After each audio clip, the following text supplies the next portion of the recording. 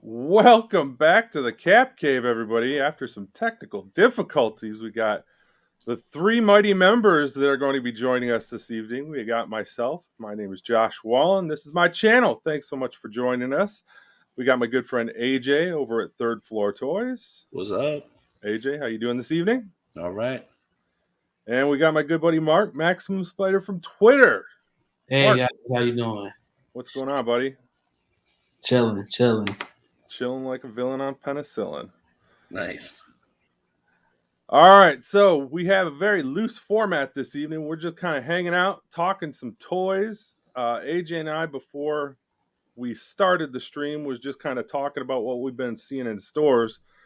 Mark, I know you hit the pavement quite a bit, getting out there and trying to find figures. You been seeing anything good? I picked up the Miles Morales Spider-Man from GameStop. Yep. Nice. The McFarlane Mortal Kombat Liu Kang variant in his black and yellow pants. Nice. Yeah. Pittsburgh Steelers wave. McFarlane made that Spawn to go along with that one, right? Oh yeah, I got that too. Yeah. I have every color variant he released so far. Those are tough to keep up with, man. I love the hell out of those figures, but that is a dangerous road for me to go down with Mortal Kombat. I just collect Spawn figures, so I only picked up the Liu Kang because it's supposed to have been an homage to Bruce Lee. Okay, that makes sense. Have you seen who's got the new Bruce Lee figure out? I know Mezco's got like a spin on one, or do they have the Gomez that people are putting the head on? I hadn't seen that. It's Diamond Select. Diamond Select's got one. That's right. Yeah, I think they have two. Diamond Select Bruce Lee. I'll take that. Just want to show some love to the chat. Dino, thanks for stopping by. Sean, how are you? Appreciate you guys swinging by, even when we're having some difficulties getting the stream up and running. Thanks so much. John Joker, thank you, sir. What's up, John? Yeah, so I was telling AJ that weird distribution going on right now with Target because I don't know if you've been looking for any of those. I know your wife is a big wrestling fan. Does she collect any of the figures at all? Nah, man. Can't get her to go down the figure rabbit hole with you, huh? No, I brought her home a Funko Pop last week of Triple H I found. Yeah. And that's like one of her favorite wrestlers. And she just looked at it Thank you. She can't appreciate the finer things. Yeah. The WWE Legends, they got the Junkyard Dog. I didn't see any of the chases for the longest time, and they peg warmed forever. And then this week, my Target got 3 chases just sitting on the shelf randomly. Did you pick up one? I passed on them. I haven't been like collecting the WWE figures other than the women. Mm-hmm. So I'm kind of pumping the brakes, trying to cut back on where I can. Yeah. Steve-O, thanks for stopping by, buddy. Good to see you this evening. What about you, AJ? I don't do a whole lot of the wrestling. What have I gotten this year? Just the Ultimate Stone Cold, the Ultimate Rock, and a Trish Stratus. Oh, I got the Ultimate Hogan this summer. Okay. Amazon. The Amazon one? Yeah. Yeah. I think I saw. Do they have an Ultimate Ric Flair? Yep. Yeah, I saw that recently. And maybe the Ultimate Warrior or Macho Man, one of those two. If you saw it in store, it was probably the Savage, the Macho Man that was hanging around. Because I think the Warrior one is an Amazon exclusive, if I'm not mistaken. Okay. Yeah, that one was. Okay. Yeah, I mean, I'm just not into wrestling like I used to be, and just too many other figures to collect. So But the Ultimate Stone Cold and Ultimate Rock. I mean, those are just really nice action figures. So Absolutely. I said, you know what, those would be cool in the collection. The only thing that drives me nuts about that is like they call them ultimate figures, and they're basically elites with a couple more points of articulation. They're not anything significantly better. I think they got like maybe a toe articulation there, and that might be it. But to me, like an ultimate version of a figure should be like that's the ultimate. There shouldn't be any others, and yet they've made multiple versions of Cena, multiple versions of Rock in the ultimate line. Like it feels like it's just kind of don't call it ultimate if you're still going to make multiple versions of each of the figures. It kind of drives me nuts. Right. My own pet peeve. What'd you pick up this week, AJ? Anything good? I don't think I bought anything in store. No, because we were quarantined. Yeah. Which I wasn't positive, but my son was, and so he was kind of stuck in his room all week. But so I only went out a few times, and I was telling you I didn't really find crap. Yeah. But I just got some mail calls, like that. Yeah, I saw that when you posted it. That was dope. International release, right? Right. Show that off again, AJ. There you go. Oh yeah, you can see it here. So that's the basically the worthy cap without Mjolnir and not quite battle damaged. Right. But I can't think of his name. MCU Collector had a review of this one from a couple years ago, and he showed that it is the exact same figure as the worthy cap.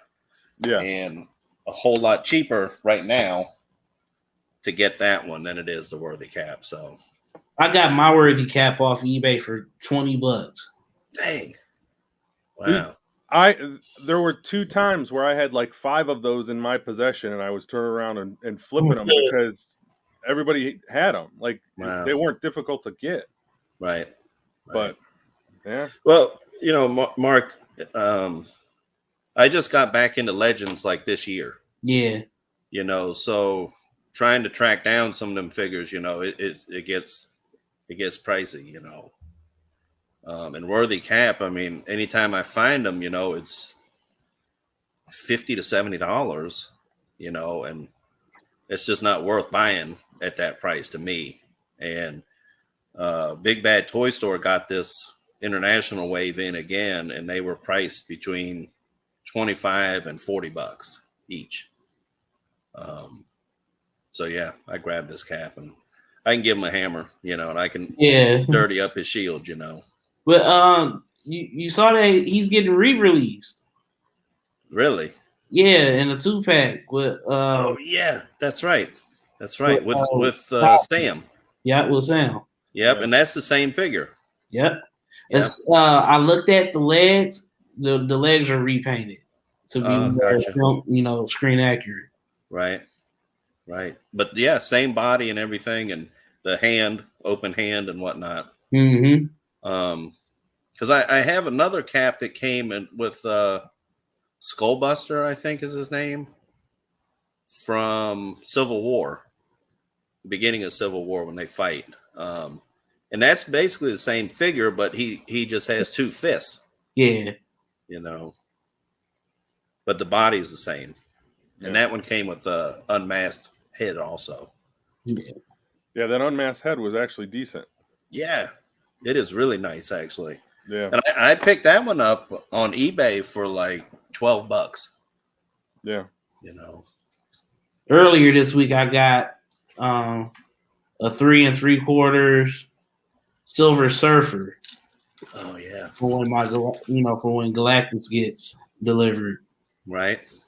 Yeah, I know he comes with a Surfer. Yeah. They have one smaller in scale will make Galactus look bigger in pics. Right. Dude, those 3 3/4 Legends, those are decent. Yeah. Those are fun figures. Yeah. And a lot of them have more articulation than a 6-inch. Yeah. Sometimes.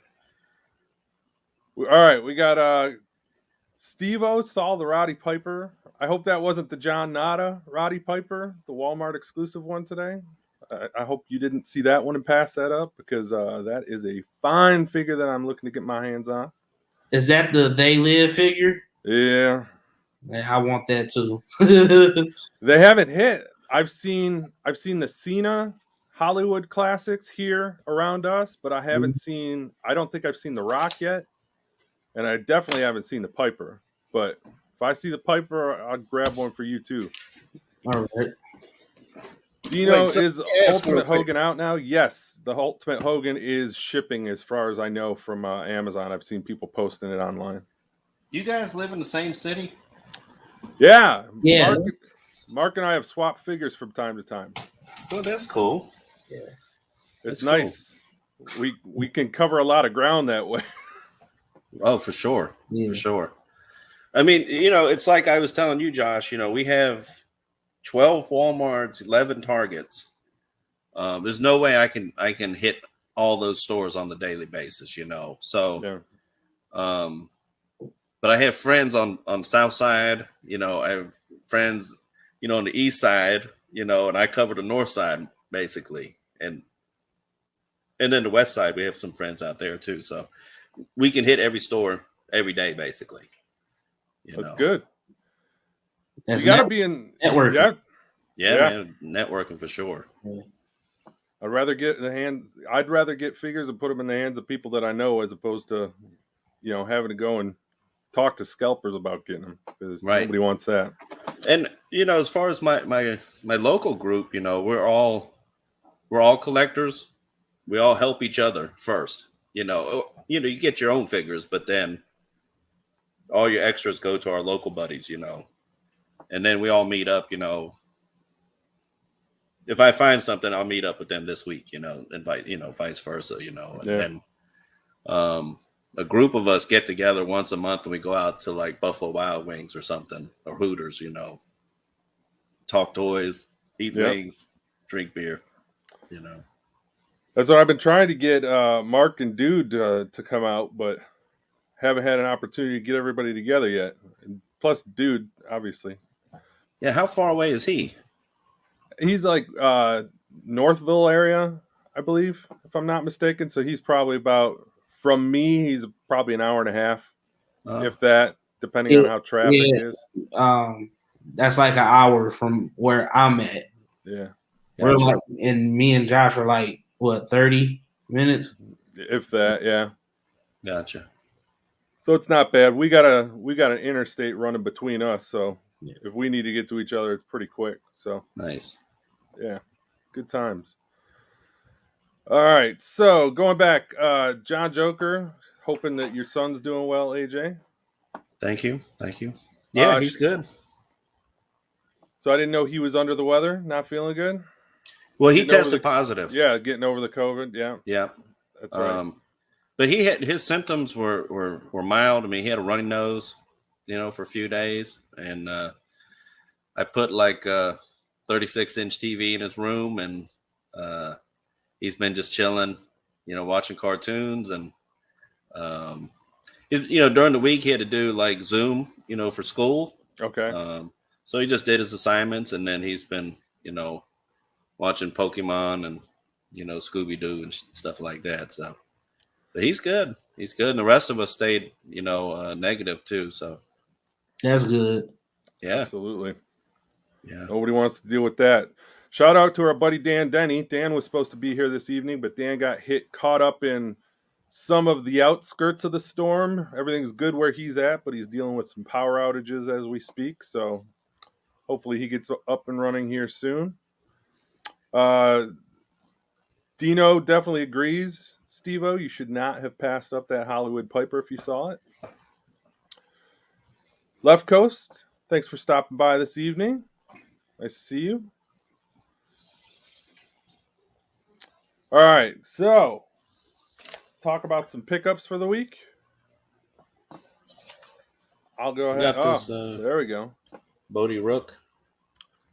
I just got a shipping notice for Bodie. Oh, he's in the store right now. Yeah. Is he? Yeah. I found him at GameStop. So the same place I saw him. Yeah. I finally grabbed this Doctor Strange from No Way Home. Love it. Yeah, it's pretty cool. I wanted to pick that whole wave up. It's a good wave. Yeah, it's a good wave. I got Moreland came in the mail. So the only one I still need is the Jonah to finish the armadillo. And I saw him in the store the other day, but I said, you know what? They had like 8 of them, so I said I'll get him next week or something. I'm still waiting on Miles. It's driving me nuts. This came in the mail, the Excalibur pack. Pretty cool. Yeah, that's pretty cool. I like that Captain Britain. That's a beefy boy right there. Yeah. Is that a new body? I don't know if it is or not. Maybe he just looks bigger because he's got 2 women in the pack with him. Right. Yeah, I am a little bummed that the Shadow Cat and Megan, they're on that older female body. Yeah. You know, they don't have the bicep articulation, or they're not pinless. Well, I think actually Shadow Cat has pinless elbows, but yeah, it would have been nice if they put them on those newer style bodies. Do you guys think that they have like a bunch of these bodies already made and they're just kind of picking them and then they go and they paint them after the fact? Do you think that's why we see so many of these bodies hanging around for so long? Yeah. I got something. I don't even know what this is. No. But let's find out real quick. Let's play What's in the Box.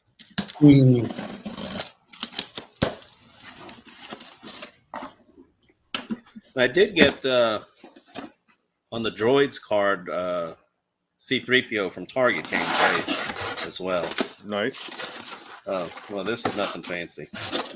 Nothing too fancy, but it's a little Ahsoka. I love it. Yeah, $5, man.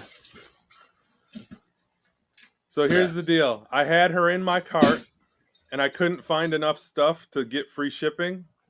And I waited and waited and waited, and then she was out of stock. So, yeah, I laughed to myself because she was $5, but the shipping was $6. That's what it was. Yes. Yeah. So I couldn't get enough to get to free shipping, and I was like, "Damn, do I want to pay $11 for her?" And it's like, "Yeah, you idiot, you want to pay $11 for her? Just get it over with." I figured the chances of finding that in store are next to nothing, and just that they had it available for $5, I said, yeah, I better jump on it. They got that giant, like, I don't know if it was a shipper, a whole pallet with all those. And I don't know if there was Ahsoka's in that, but if there were, there could not have been hardly any. Yeah, the shipper that I found, I think it had 2 Boba Fett's and 2 Yodas in it. And I got one of each of those. The other ones were gone already. That's crazy. And then I found that shipper at another store, and those were gone. You know, wow, the Yoda and the Fett, and that Fett is sweet. Surprisingly, for a little kid's line, I mean, these figures are actually really neat. Yeah, it's great. That's kids figure. Yeah. Those little Galaxy of Heroes figures. I mean, fully articulated, rocker ankles. You know, doesn't that one have an action too? Doesn't his arms I think his arms? No, this one doesn't. No. Okay. He doesn't have turn and the waist thing either. Yeah. But yeah, I mean, this figure is nice, dude. For $5. Yeah. I wish I had found another one. I can't remember where I got mine at, but I think I paid $10 for it. I might have got it off of Amazon. Right. And I jumped all over it, and I was like, yeah, I was very, very pleased with all of those figures that I've gotten from that wave. They're all great. Yeah. I want to buy the I think it's a 2-pack on Amazon. It's a Mandalorian and a Stormtrooper. I've got it. Yeah, I'd like to get that one now, actually. Yeah. That's a really good figure. All right, so my pickups for this week are minimal, but you've ended with an Ahsoka. I will start with an Ahsoka. I got the mug. The Ahsoka mug from Walmart, so thought that was pretty cool that I got her.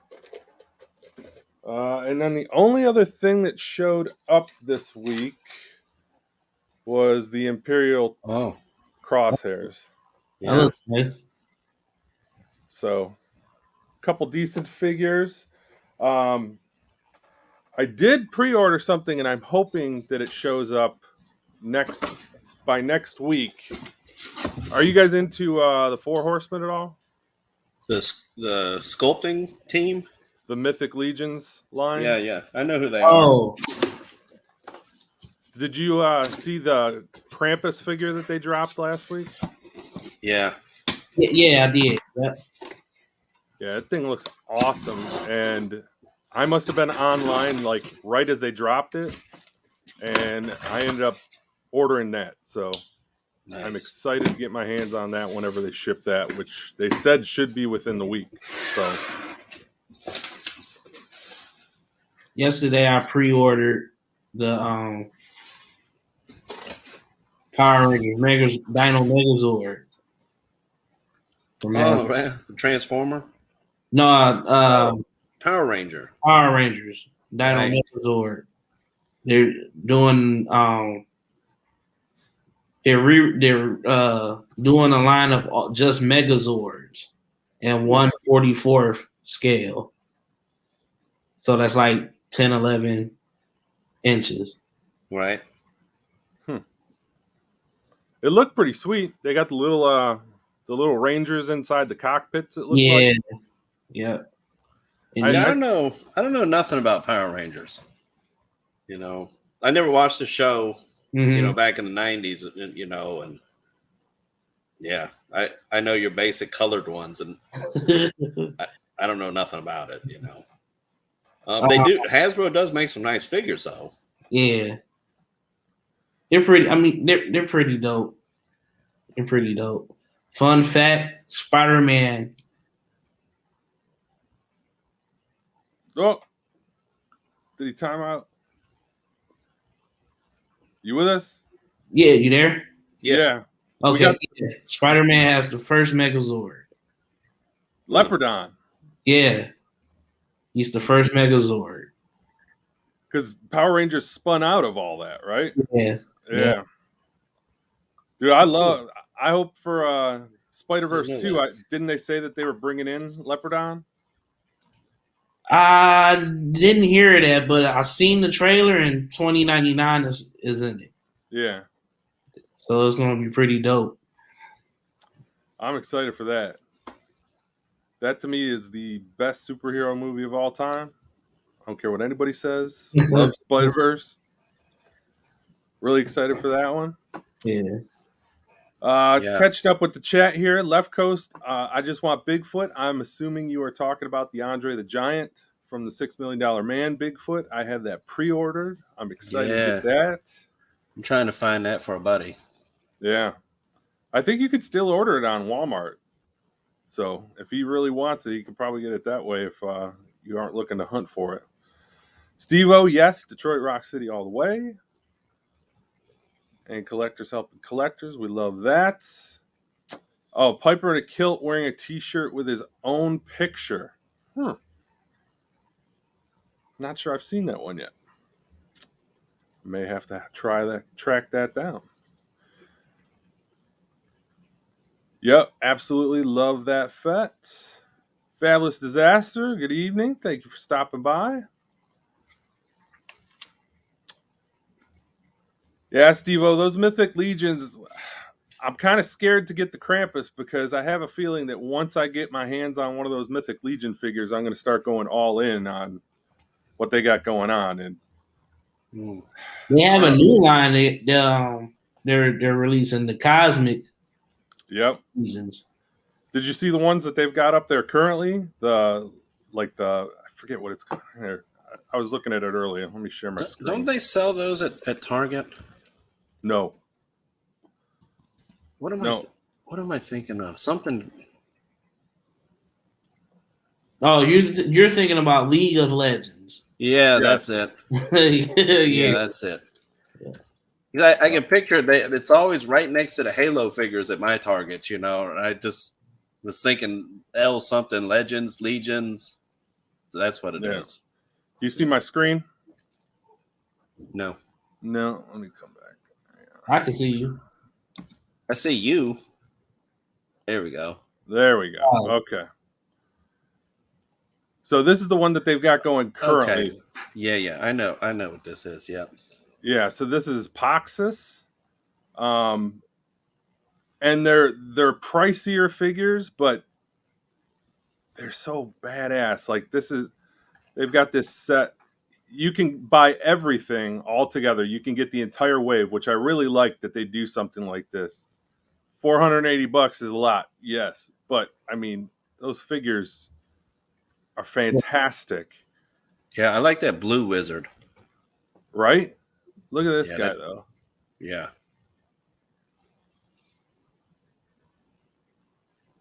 Yeah, I mean the Four Horsemen, them dudes have been around for a minute. Right. I mean, I remember them from doing the old He-Man, the 2000 version. I love those figures. Those figures were great. And I used to always, talk about with some of my local buddies, why can't the Four Horsemen make Star Wars figures? Man, how cool would that be? But look at that. I mean, so much detail. Soft goods. Yeah. And I mean, they retain their value pretty well. This, if anybody was $37 is not bad, really. No, some of them are really decent. Now they do get up there when you start factoring in shipping, but I mean, $37. That's a sweet ass figure for $37, and the effects that come with a lot of these. Yeah, that's nice. I mean, come on. Yeah, that looks badass. And some like this guy that comes with, like, if you order him with the horse, this leader guy. Look. Yeah, that's wild. He's got wings. And $45 isn't too bad. So this one, he's 6-inch at $45, but I mean, that looks like that's probably soft goods, like accenting the figure. Right. So I don't think it's that unrealistic, but then they got these big 9-inch figures. Like, I mean, even $60 is not bad for what you get. For a 9-inch figure, and I think I would probably equate that to what's out there now. Like the Violator figure is Violator might be a little bit bigger. Hydra Stomper, right? That just went on sale today. The Violator, I think it went down to like $40 or something like that. But everybody who gets their hands on these Mythic Legions, they say they're freaking awesome. So, this is the Krampus that they released. I mean, that's wild looking. How can you pass that up? Beautiful packaging. So I'm excited to get my hands on this one. It says like this was an in-stock item, and it said it would be shipping within the week. So a week will be tomorrow. So hopefully it'll be going out early this upcoming week. But I'm excited to get my hands on that one for sure.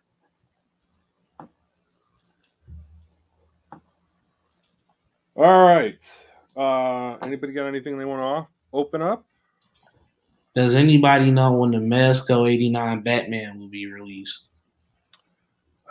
They just had another 89 Batman with a Joker like not a 2-pack, but somebody else. But I don't think it was Mezco, right? That's Beast Kingdom. Beast Kingdom. Yeah. Okay. What'd you think of that one? It looks nice. Yeah. But I already have a pre-order for it for the Mezco 89 Batman. And it's going on 2.5 years. Ugh. Wow. Dude, that's the thing with some of these higher end toy manufacturers where it's like you order this stuff and you're paying a premium, but you're paying a premium and they don't deliver on their products in a timely manner ever. I think they're waiting on for the new Batman flick. Oh, they pushed it out to coincide with it? I don't know. But whenever they get asked about it on Twitter, they don't respond. Well, there's a lot of toy manufacturers not exactly being transparent with the processes these days, so seems like it's par for the course. I just wanted to show this real quick. It came in the mail today. That's a clean card. Oh yeah, surprisingly it is. It's straight and not bent. But yeah, the old 80s droids card back. Did they go heavier card stock on that?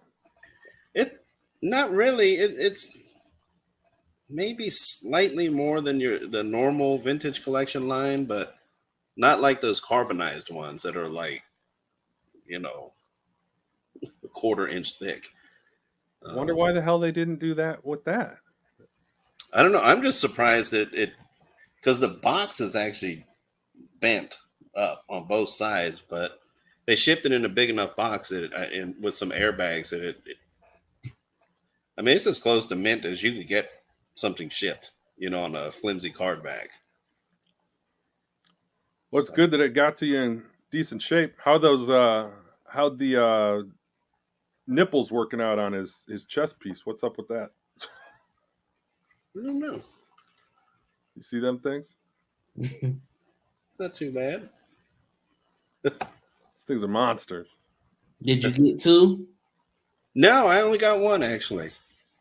They also have the Boba Fett. Yeah. So I did order 2 of the Boba Fetts. I got 2 of the Boba Fett's, the 6-inch ones ordered up. Oh, right. But they only did the Fett in the 6-inch. Did they do 3PO and R2 in 6-inch as well? No, just the Fett. That's what I thought. And he's going to come in like that box, like those other comic figures earlier this year. Yeah. So that looks cool. That'll be good. Dino says his 3PO is coming this week. It's nice. It's definitely cold in AJ's attic. Hey, I have a heater up here, actually. Air conditioning, heat. We're taking it for granted, and poor Dan is sitting without power still, probably. Right. Yeah, that's never a good thing. That sucks. How's did you get hit with any of that storm that was blowing through here today, Mark? No. Good for you. On my way home, a couple street lights, traffic lights were down, but nothing where I live. I was out doing some figure hunting today and trying to get some Christmas shopping done and running some errands, and the wife texted me and says all hell's breaking loose here. So I had to run home and batten down the hatches because stuff was blowing all over the place. Luckily, by the time I got here, she had most of it done. I just had to pick up a couple of the Christmas ornaments that got knocked off the tree. But yeah, it was weird. It was 74 degrees here today. We got up to 57, I think it said. Yeah. Tomorrow is going to be like a high of like 49. So, weird weather. Dino finally got his Frankenberry and Count Chocula figures. I got to get my Frankenberry. I got it from Big Bad Toy Store. It's sitting in my pile of loot. I got to have them ship that here soon. Yeah, I have it sitting in my pile of loot too. Do you? Yeah. Did you get both of them, or did you find did you find either of them around here? No, I got both of them off of Big Bad. Yeah. Those are a lot of fun, man. I was excited once I got my hands on that Count Chocula figure. That then I couldn't find the Frankenberry for whatever reason. What about Blueberry? They didn't make one. They didn't make a Blueberry fig. Not yet. No, they need to. These are, if I'm not mistaken, I think these are Jada's, that and the Universal Monsters that they put out. I think those are Jada's first like action figure releases.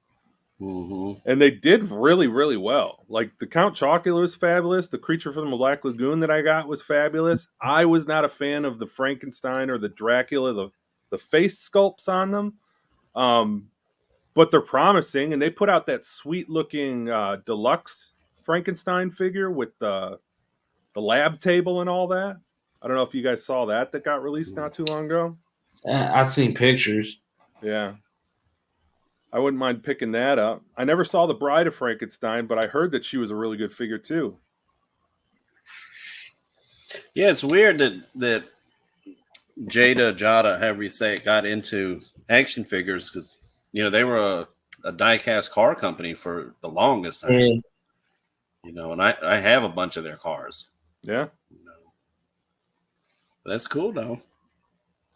Hey, if anything gets proven based on the backlash and people getting upset, people are ready to spend some money on figures. So any more manufacturers that come into the space, I welcome it.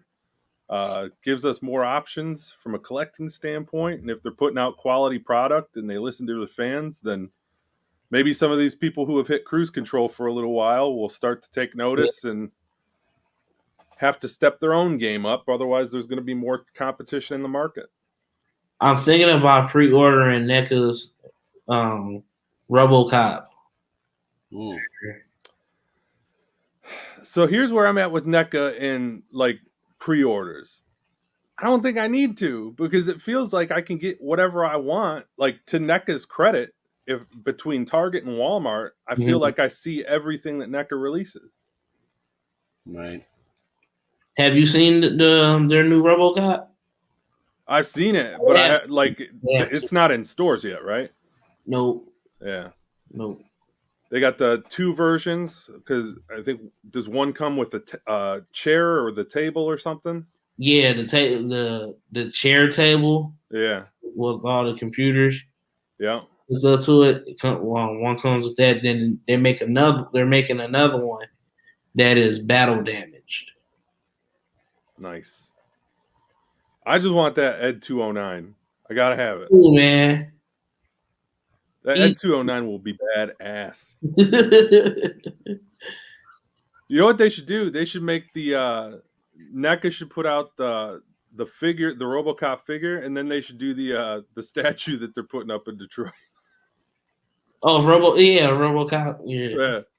That bronze statue that they've been working on forever. Really? Yeah. Huh. It's kind of neat. Everybody was like, yeah, that's kind of cool, but do we really need it in Detroit? Like, yeah.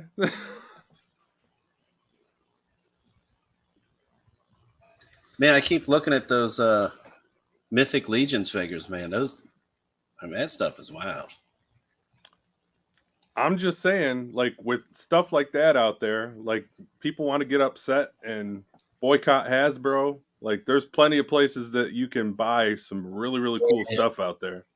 Yeah, because those people, they're going to make their money with or without you. Yeah. What you won't buy, someone else will. 100%. Yeah. I think. Did you see they have, like, magic effects packs that you can buy? Yeah. $12. I mean, and you get 6, 10, 13 different little effects of varying sizes and styles. Man, those would look great on Marvel Legends figures too. Maybe. I haven't seen anybody try them yet, but I don't know why they wouldn't. Some of the stuff I noticed like was very specific to their weapons. Like it attaches directly to like the weapon blades and things like that. Well, some of them, you know how the Legends have like the swirly like little that wraps around like their arm and hand, you know. They have some of those. Yeah. And like the little disc things like Strange has. They have different blue ones, green ones, red ones. You want to share your screen? Yeah, I can. Let's take a look and see what you're looking at. But I mean, that's what we've been talking about with Legends. It would be cool if they gave us like a box of extra hands that we, just sell us a thing of hands, sell us a thing of heads, sell us a thing of effects. People want that stuff. Yeah, like these things. Oh, This yeah. little disc. Little lightning effects and the little wraparound arm deals. Those do look better than most Legends. Right. Right. Right. $12. You get that whole pack of them. That ain't bad right there, man. And then they have like a hero one. Same stuff, just different colors, Yeah. I mean, that's pretty cool. But I think that, like, one of the things that I find appealing about it is like they make a story for all the different sets. Like all these characters have something going on. Like there's a bio card, so it's kind of reminiscent of like, G.I. Joe or Masters of the Universe back in the day where everybody had like some type of history coming into it. Right. So just because you don't have a TV show to market your toy line, I mean, look at check that. out Come that on. chick, dude. Look at that cape she has on. Looks like Soft it's wired goods, little too. robes. Yeah. A little skull thing. Oh yeah, look at that. That's cool. I mean, like a Snake. python head. Yeah. But just look at the face. Yeah. I mean, that's unreal, man. It's painted. And So, you're some looking of at them- $14 more than a Marvel Legends. With the new $14 price. more than a Marvel Legend, but then you turn around and you look at how much they do on the secondary market, and if you ever want to get out of them, it's not a matter of you're just getting your money back. You're actually getting a decent investment. And these are on collector-friendly packaging, so you can open them and put them back in the box, and they won't. I don't know how like people would refer to them losing their value or anything like that, but you still keep everything together. So I guess this is all that they have available right now, huh?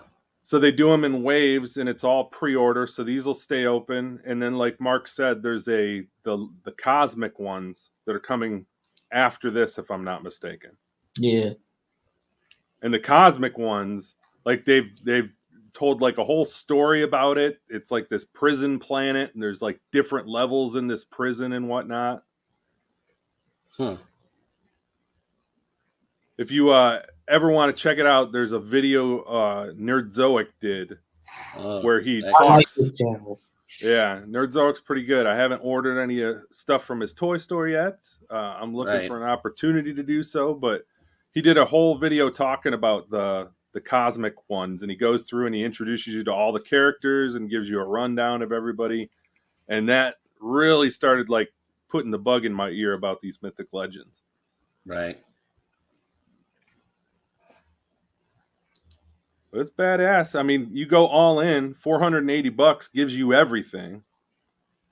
That's what, and that was what, 9 figs? No, more than that. I think there was probably 8 figures, but 2 of them were 9-inch figures. Yeah, something like that. Yeah, that looks crazy. I ordered the Big Bad Toy Store has some Santa Claus and some elves, and they also have a Krampus that's coming out next year. I saw those. Yeah. So I ordered a bunch of those, and I ordered the Krampus. But once I saw this one, I was like, "Damn, I gotta have this one too." Man, there's been a bunch of these that have come out. Look at all that. Yeah. Wow. All the different factions. Wow. I don't know. Yeah, something to look at. It'd be worth it, man.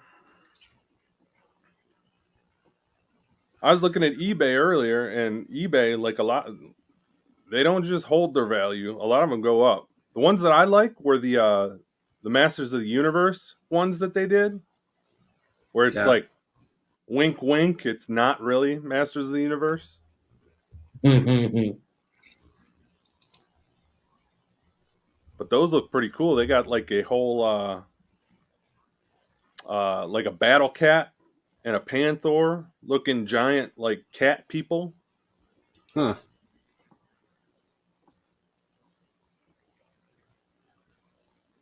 Yeah, look at that. Yeah. That's clean paintwork too. Yeah.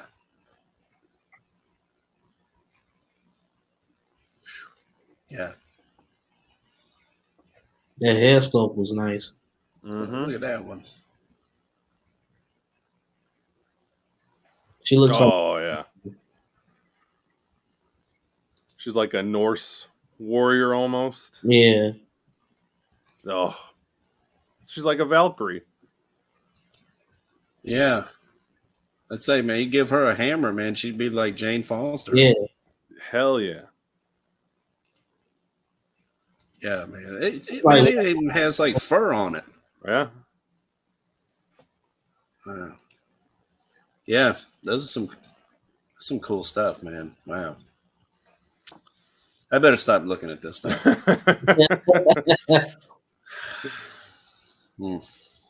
Hilarious. So what are you guys hunting for? What's on your radar that you keep looking for when you're going into stores right now? I don't have nothing in particular, but I just go in aimlessly, and if it shines like a piece of metal, catches my attention, if I just pick it up. I picked up Strange Supreme earlier in the week. Nice.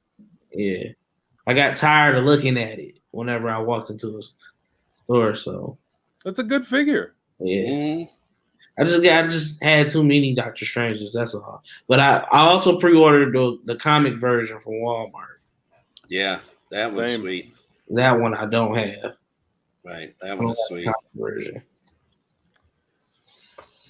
Yeah, well, you know, Josh, like I was telling you, I'm just looking for the new Black Series and new vintage figures. But you know, Marvel Legends, though, I'm caught up on anything I want with those. So.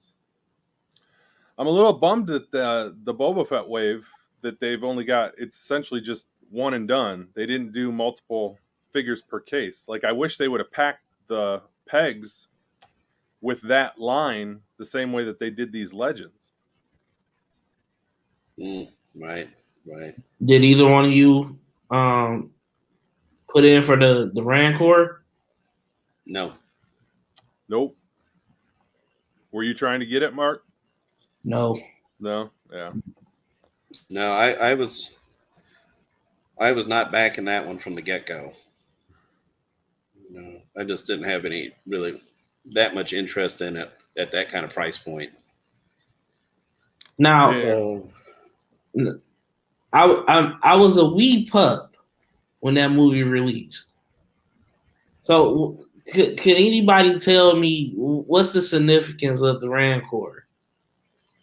You never just watched he's Jedi? a big beast. I see bits and pieces. I watched the fight with Luke in the Rancor yesterday, and I'm just trying to understand what's the significance of the Rancor. It's just it's a big beast. I mean, that's it. I mean, because that sucker has like 5 minutes of screen time. You know, obviously doesn't talk, and he gets a giant gate dropped on his dome. You know, that was funny when I seen that. That was funny. That's it. You know, and I think just the appeal is it's just big. It's a monster. You know, in the Star Wars line. I think everybody had a Rancor when they were a kid. Like that was one toy. It was pretty widely available. I know my uncle he has one. Yeah. They were great. Like they were big and they were strong. I've still got mine. It's in excellent condition. Like they held up really well. And I think more than anything, I'll bet this is one of those instances where the toys make us a little bit more nostalgic for that than the movie actually does. Mm-hmm. because like for me, like I said, I've still got my Rancor from when I was a kid, and that was in every time I'd play Star Wars. Like one of us had to be the Rancor, and the Rancor is just gonna run around and wreck shop. You know, Right. it was Right. just so much fun. So like the thought of getting a 6-inch scale Rancor, like I was waiting to be all in, and then they rolled it out, and it was like, really, ugh, Right. just hurt my heart. But I mean, Now, like I said, for me, I had just backed the Galactus, and that, and again, I had just gotten back into Marvel Legends, um, and the Galactus, it was pricey, but to me, it has the value, with the tiers, the extra head, the extra faces, lights, the size of Galactus, yeah, I felt that it had a value. That Rancor at 350 is just there's no value. There's no lights. There's no nothing on this thing. It's just a big ugly thing, And what would I do with it? Like, Galactus. I have places he could be posed out with. yeah. But the Rancor is just a big ugly thing. Like, I just don't have. It just didn't appeal to me, especially at that price. And now, if that thing had been like 250, and all 4 tiers were like must have kind of deals, that you could only get there. Yeah, 250, I probably would have done it, just because. I think that's what failed the crowdfunding was the tiers. Yeah. Everything they offered is stuff that they're gonna release down the line. Yeah. Separately. Like if they had from the get-go said the Rancor Keeper was coming with it, a nice backdrop, not some flimsy piece of cardboard and a little pile of bones. If that was included at the base price, a lower base price even, Mm-hmm. And then, the tiers were like, the Luke Skywalker, I know he's going to be released, but on that cool Power of the Force 2 card with the coin, okay, yeah, I'll take that, the other Rancor Keeper that you only see in the movie for, a second, he puts his arm around the fat man, put him on a cool Power of the Force 2 card, because that's a figure we never had, you know what I'm saying? I think that was a bad mistake. Adding the Luke as a tier when we all know that it would get released to everybody that didn't put in for the HasLab. Yeah, I mean that Luke is coming for sure. You can't keep from everybody. Right. That Luke is coming for sure in 2023. I think the only thing that they had to do, like, if they would have changed the order in which they released everything, to your point, AJ, if they would have announced at the beginning the Rancor Keeper is coming with it automatically, like that's not an unlock. The packaging is actually going to have a backdrop, like you can open the back of the packaging, and it'll have this backdrop. Like, just make that the back side of your packaging. Right. You're going to get these little bones accessories done. And then if you made the Luke, if you would have taken the Luke and made the Luke the first unlock, the guard the second unlock, and even if you want to keep Salacious Crumb in there, whatever. I think if you would have just rolled everything out in that order, it would have funded and it would have gotten 2 of the unlocks. Right. Yeah, if you put the Luke as that first unlock, I think it would have hit it, As long as they would have said up front that the Rancor Keeper was part of it. Right. Yeah. Right. If they would have said that, even if they would have come out after the first bit of backlash where people were like, hey, this isn't as good as we thought, like, are we going to get the Rancor Keeper? They knew at that time that they didn't have the Rancor Keeper and they weren't going to provide the Rancor Keeper. They reacted to what the fans were saying. If they would have came out and they would have reacted a little bit sooner, it would have funded. Right. It is what it is. It's unfortunate. The initial backer count of 9,000, I thought that was a little high too. I mean, they did the Razor Crest. That was 6,000 needed to fund Yeah. that. You know, and that thing, it did 9,000 the first day. You know what I'm saying?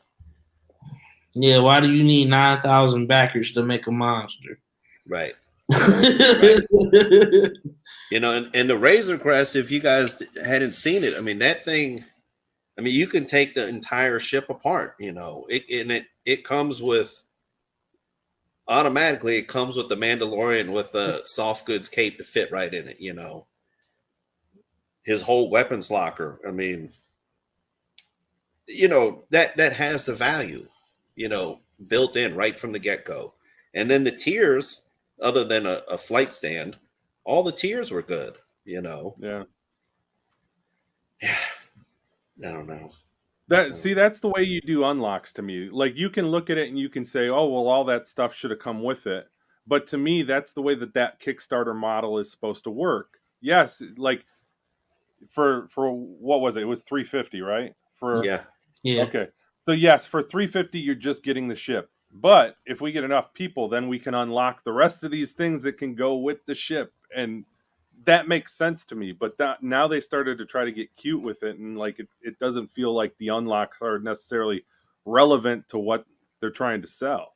And if they're Right. gonna do mint on card figures, that's fine. But throw in a loose one to go along with it, because like Right. especially on HasLab items, because with HasLab items, people are gonna they're gonna open it. They want the figures loose so they can interact with Right. the thing that they're supposed to interact with, except for Right. Salacious Crumb, which there's no reason for him to interact with the Rancor. But And then Mandalorian with the Razor Crest is going to come loose, yeah. so that you can throw them right in the cockpit. You know. So you got the carbonized people, right? The carbon. Yeah, you got four units.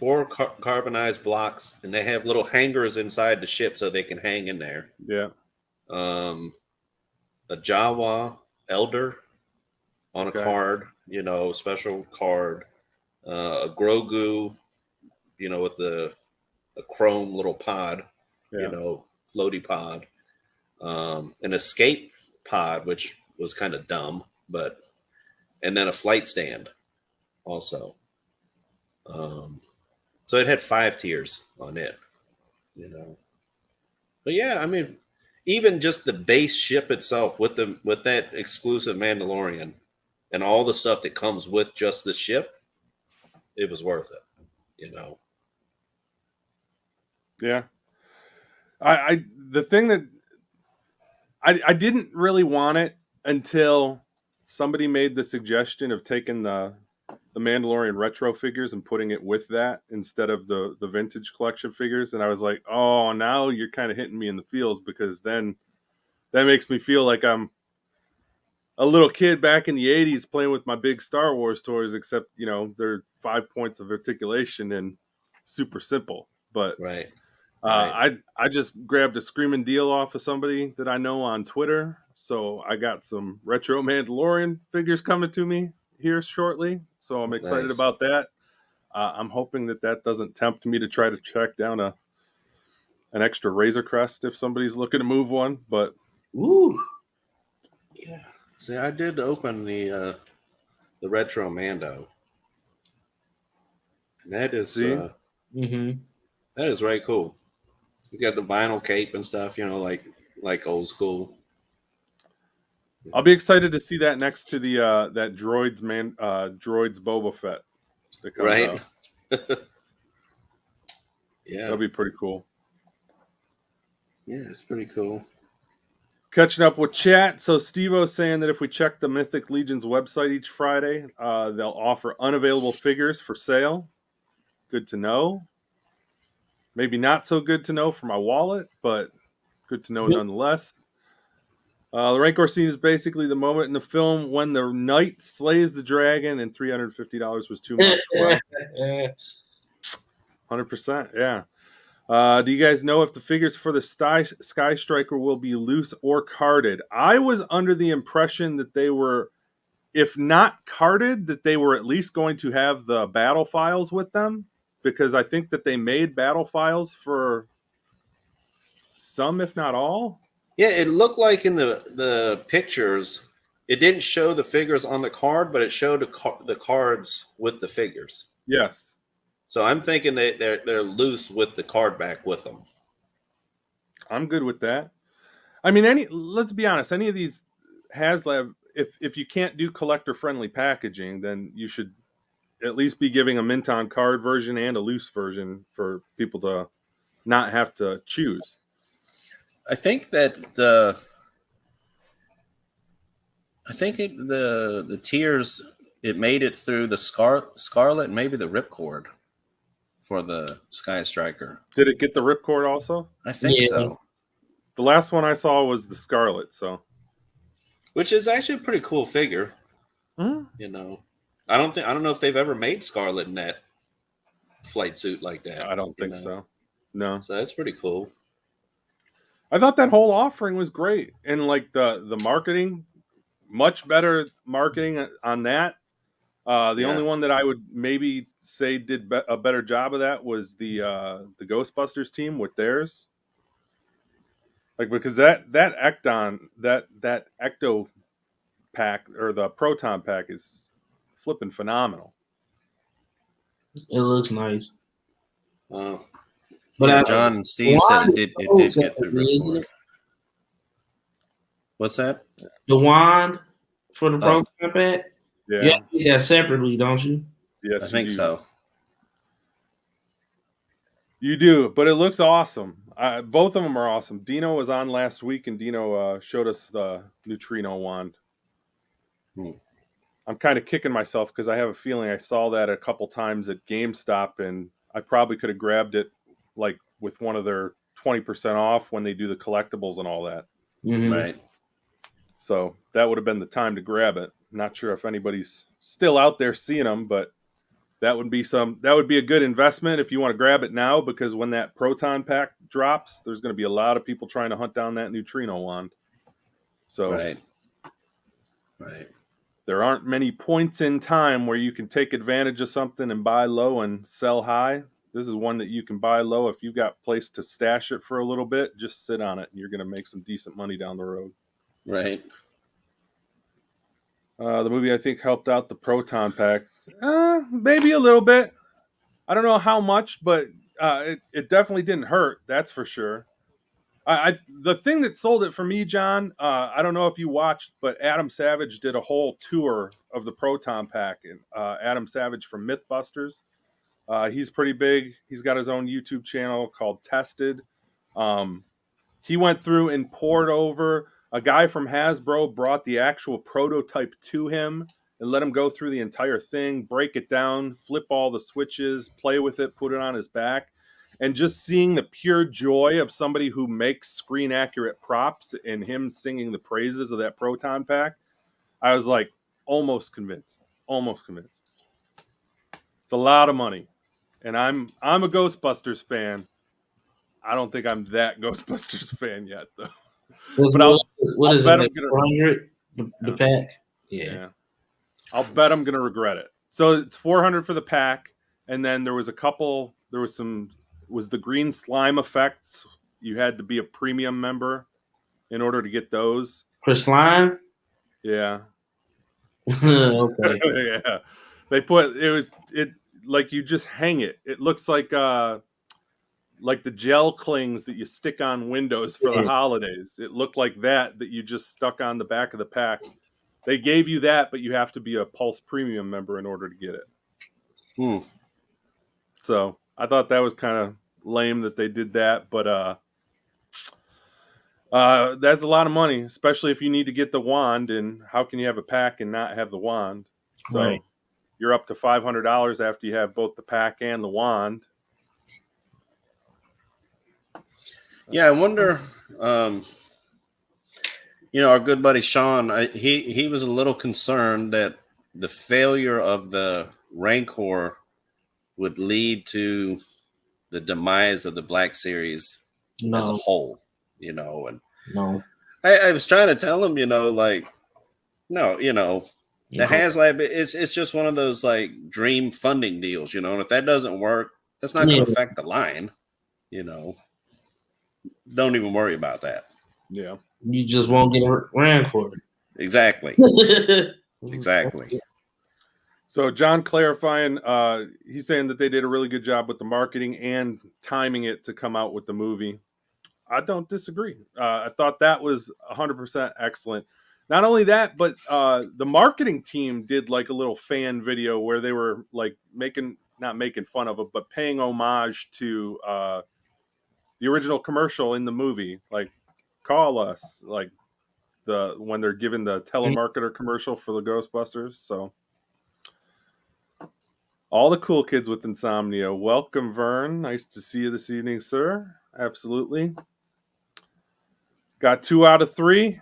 Hey, probably the right 2 out of 3 that funded. And if the other one would have done a little bit better job as far as just the organization and the marketing plan going into it, I think that one they would have had 3 out of 3 fund. So, absolutely. I'm still, considering the time of the year, ending the beginning of December.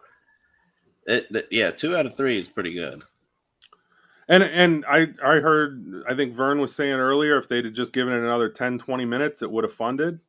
I think it you know who said that? It was Nate and Justin over our friends from Out of the Basement. So I watched their video recap and everything. Everybody giving their points and their views.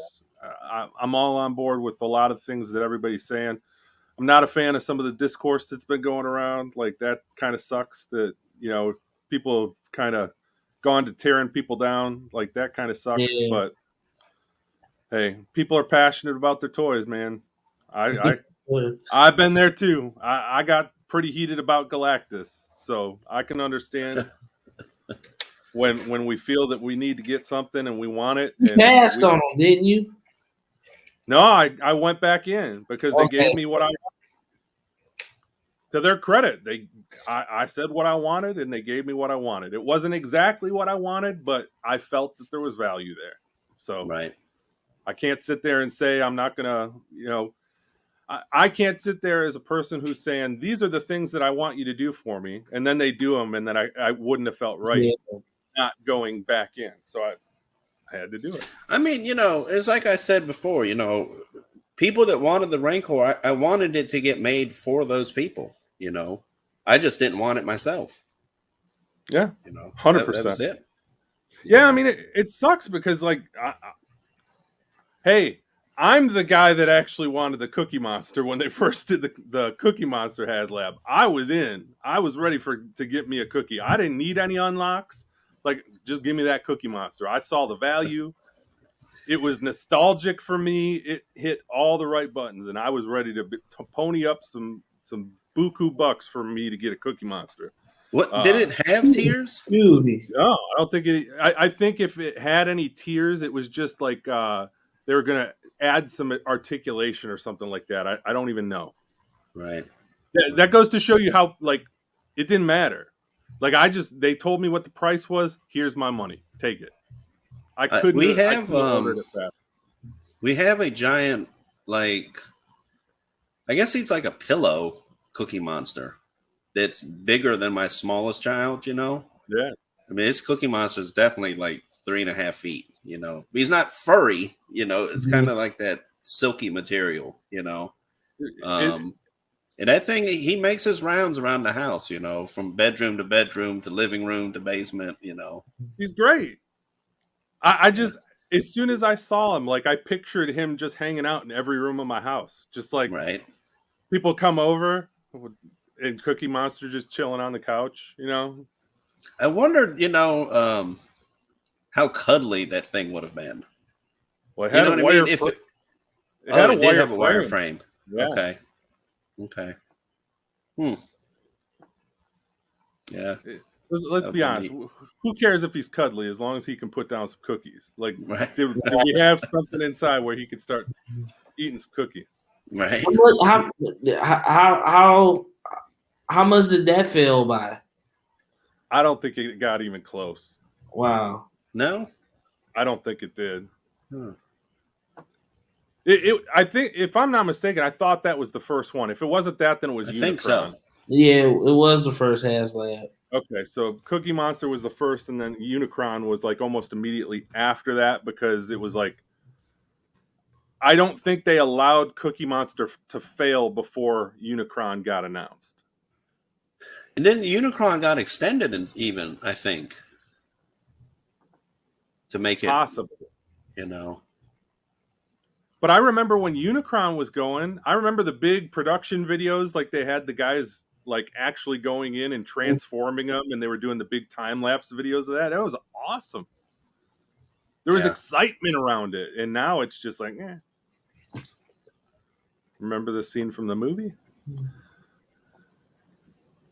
So John Joker, Rancor also would have helped with May the 4th or anniversary of Return of the Jedi.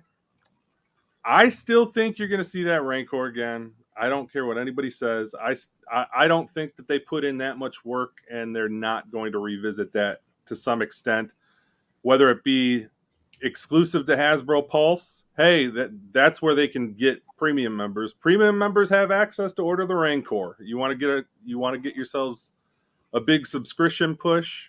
Make it exclusive to Pulse premium members. They'll They order should it. just do it at the lower price point.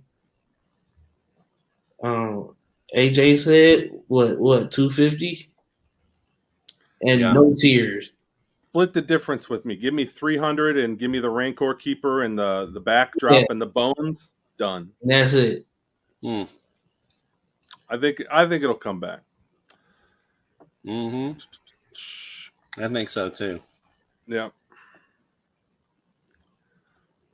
So everybody catching up in chat. Oh yeah, John Joker has a newborn. That's right. Yeah, he does. John Joker, I'm waiting to see the pictures of the Hulkbuster cradling the baby. Mark, I don't know if you caught last week, but John joined us, and John was showing off some of his hot sideshow and his hot toys and stuff, and he had that nice big Hulkbuster sideshow figure.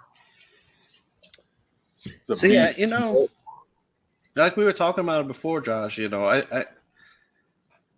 I think that's the way I'm gonna rotate to. You know, is hot toys. You know, I want to collect them so bad, but I don't have the room for that. The shelves I have on that side of the room are spaced at 14 inches each. Mm-hmm. You know, which would fit those kind of figures. But yeah, I don't know. Like, I had, you know, throughout like the early 2000s, mid 2000s, I'd always told myself, you know, yeah, by the time I'm like 40, I'm going to be collecting hot toys, you know, like, you know, the little Star Wars figures anymore. I'm just going to move to like adult collectibles, you know, figures. I just never made it happen, you know, and I think, you know, what we all spend on average between Black Series, Marvel Legends, wrestling figures, you know, NECA figures, that, you know, how many hot toys was that? You know, 4, 5, 6 in a year, maybe, you know, or something, you know, and yeah, I think that's the way to go. A lot of them are expensive. Well, yeah, you know, but if you look at them, if you get them when they're new, you know, I've seen them between like 180 and like 280. You know, they have a few that's like almost 400 or 500. Yeah, like the deluxe. Yeah, one, you know. But I was looking the other day, like you can get like the Endgame Black Widow. I think she's like 190. You know, or the Endgame Captain America with the, you know, like 2 shields. One of them was broken, a hammer. You know, a couple head sculpts. It's like 225, 230. I can't tell you how many times I've had that thing in my cart, ready that thing looks ready amazing. to go. Doesn't it? I mean, it's phenomenal. It looks like Chris Evans in 12-inch form, you know, like how does it look like him? You know, I mean, his sculpting is unreal. And the Scarlett Johansson, the Black Widow one, I mean, it's amazing. It's, you know, here's where I'm at with it. Like, I'm the same as you, but I look at it, and if I was disciplined enough, if I could say I'm not collecting Legends, I'm not, but I know that the wait between those releases for Hot Toys, it would drive me nuts, and I'd have to still buy some stuff, and I wouldn't find where I would cut enough out of what I'm actually buying on a week-to-week basis True. that would justify me adding it to the line. True. I mean, the discipline would you would have to get really disciplined, you know. They're beautiful, Sure. and I think more than anything, the thing that I find myself being more and more impressed with is I'll see the pictures, and I don't know if you guys go through this exercise, but as soon as I see something, I automatically assign a dollar value that I'm willing to pay for it. I'm like, okay, I'd pay this much for it. And then when I click on it and I go through, I'm like, that's not that far off from what I'd be willing to pay. Or it's like, it's where I'm at. So at least I feel that there's value in it based on that alone. Right. Like the Ahsoka and the Grogu figure that's up for pre-order right now looks amazing. And that's another one where I looked at it and it's like, I think it's only like $240. Right. And you get both of them. Right. I've had that one. I've had the cap, the Worthy cap, and I've had the Big Lebowski sitting in my cart, right. And I'm like, they do payment plans. Right. Exactly. They do payment plans. I don't know. Exactly. They're just too big. I wouldn't know where to put them. I mean, you could if you had to, you could resell them jokers and get your money back easily. So maybe that's the approach you take. Maybe you just double up and you buy two of everything with the intent of going around and selling one to pay for the other. Right. That's how I collect sneakers. Why for not? real? You buy two of every pair? Nah, if I'm lucky. If I'm lucky, I try if I'm lucky. But usually that's my approach to collecting sneakers as an investment for something down the road.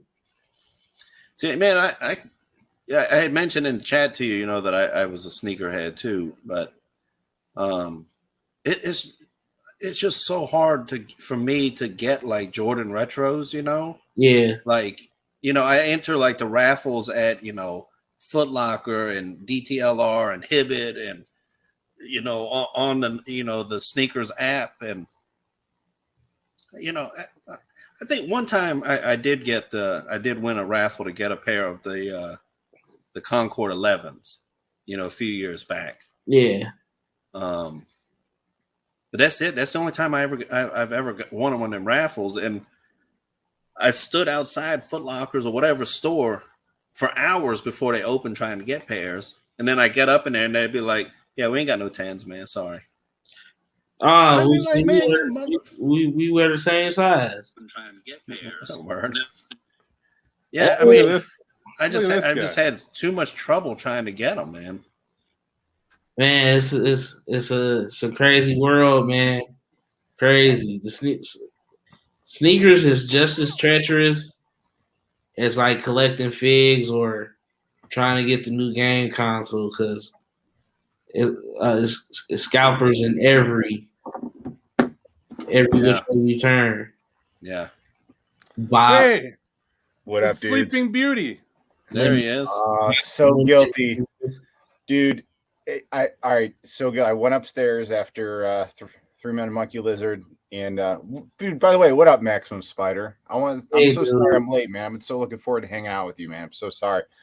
But anyways, so I go up after, and my 13-year-old, my 16-year-old, of course, is just locked in a room because she doesn't want to hang out with anyone anymore because she's 16.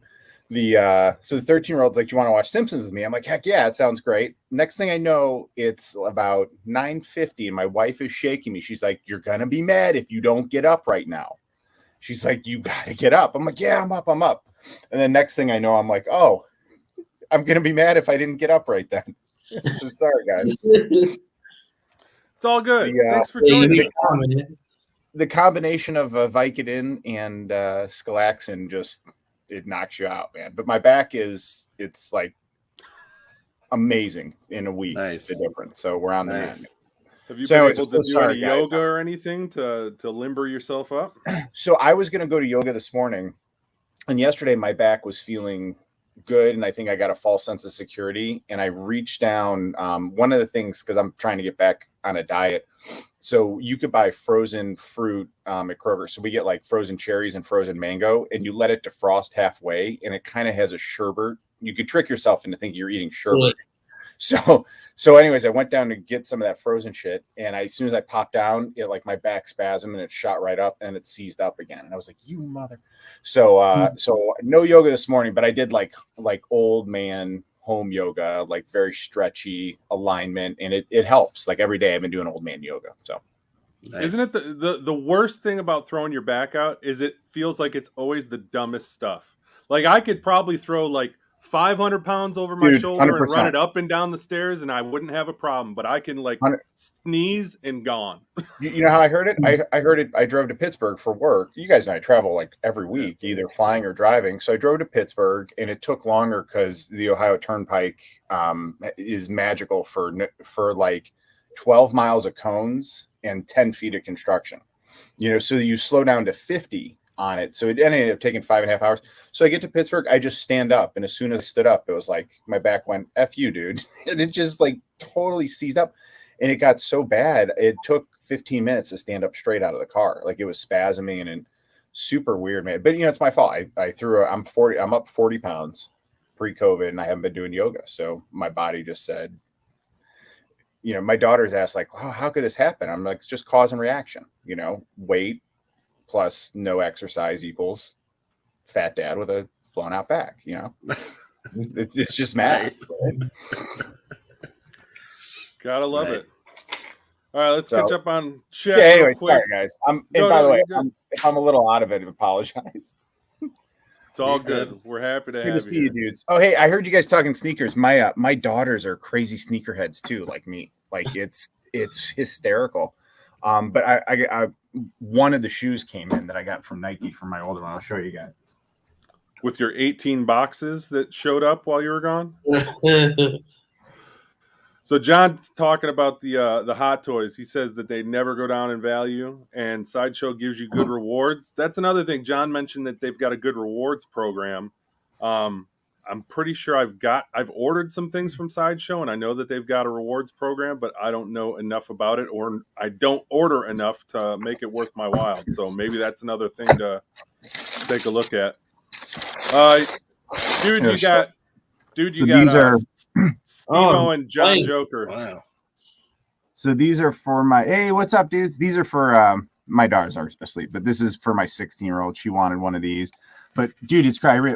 My 16-year-old's getting 3 pair of shoes, and then my 13-year-old's getting 2. And they're so, you know, and today, this afternoon, my 16-year-old spent an hour looking for a pair of shoes because my 16-year-old wanted to buy the 13-year-old pair of shoes for Christmas. So, but I love it, man, that we get to share it with them. But she'll be so excited with these. Yeah, those are sweet. It's pretty cool, man. And we tried getting Jordans for both because both of them are desperate, and you can't. Like, you just can't get them. They're just gone. Yeah. But I did, my 16-year-old, we were scrolling through, and we saw a pair of Air Hirachis. And growing up, I was born in 77. I'm I grew up in Chicago, like in the city, so I'm a huge Bulls fan. I got my new Bulls hat on. But I saw Hirachis. I told her those were the shoes I played basketball in 7th, 8th grade. They were the Pippins. You know, I had Jordans, of course, but I love Scottie Pippen. And she's like, those are neat. She goes, but I don't like the color. And we're scrolling, and we got to the end, and she went, she like gasped. And there was like a pair that was like purple and light blue, but they were mostly white. And she was like, oh my God, those. So when she walked away, I ordered them. And I was so excited because like now my daughter's going to have a pair of Air Hirachis. So that shit's really cool. I think that's cool. I have a pair that are, they're black and like kind of like an off green looking. That's cool. Yeah, they're pretty cool shoes. As a kid, man, I love playing basketball in them, but I thought they were the coolest shoes growing up. But I grew up poor, so we didn't have money. So like I would do things to earn money to get like a pair of shoes, and I'd have like one nice pair of shoes like that every like 2 years or something. And I just love the hell out of those. Nice. I had the black and gray Jordans with the hint of red.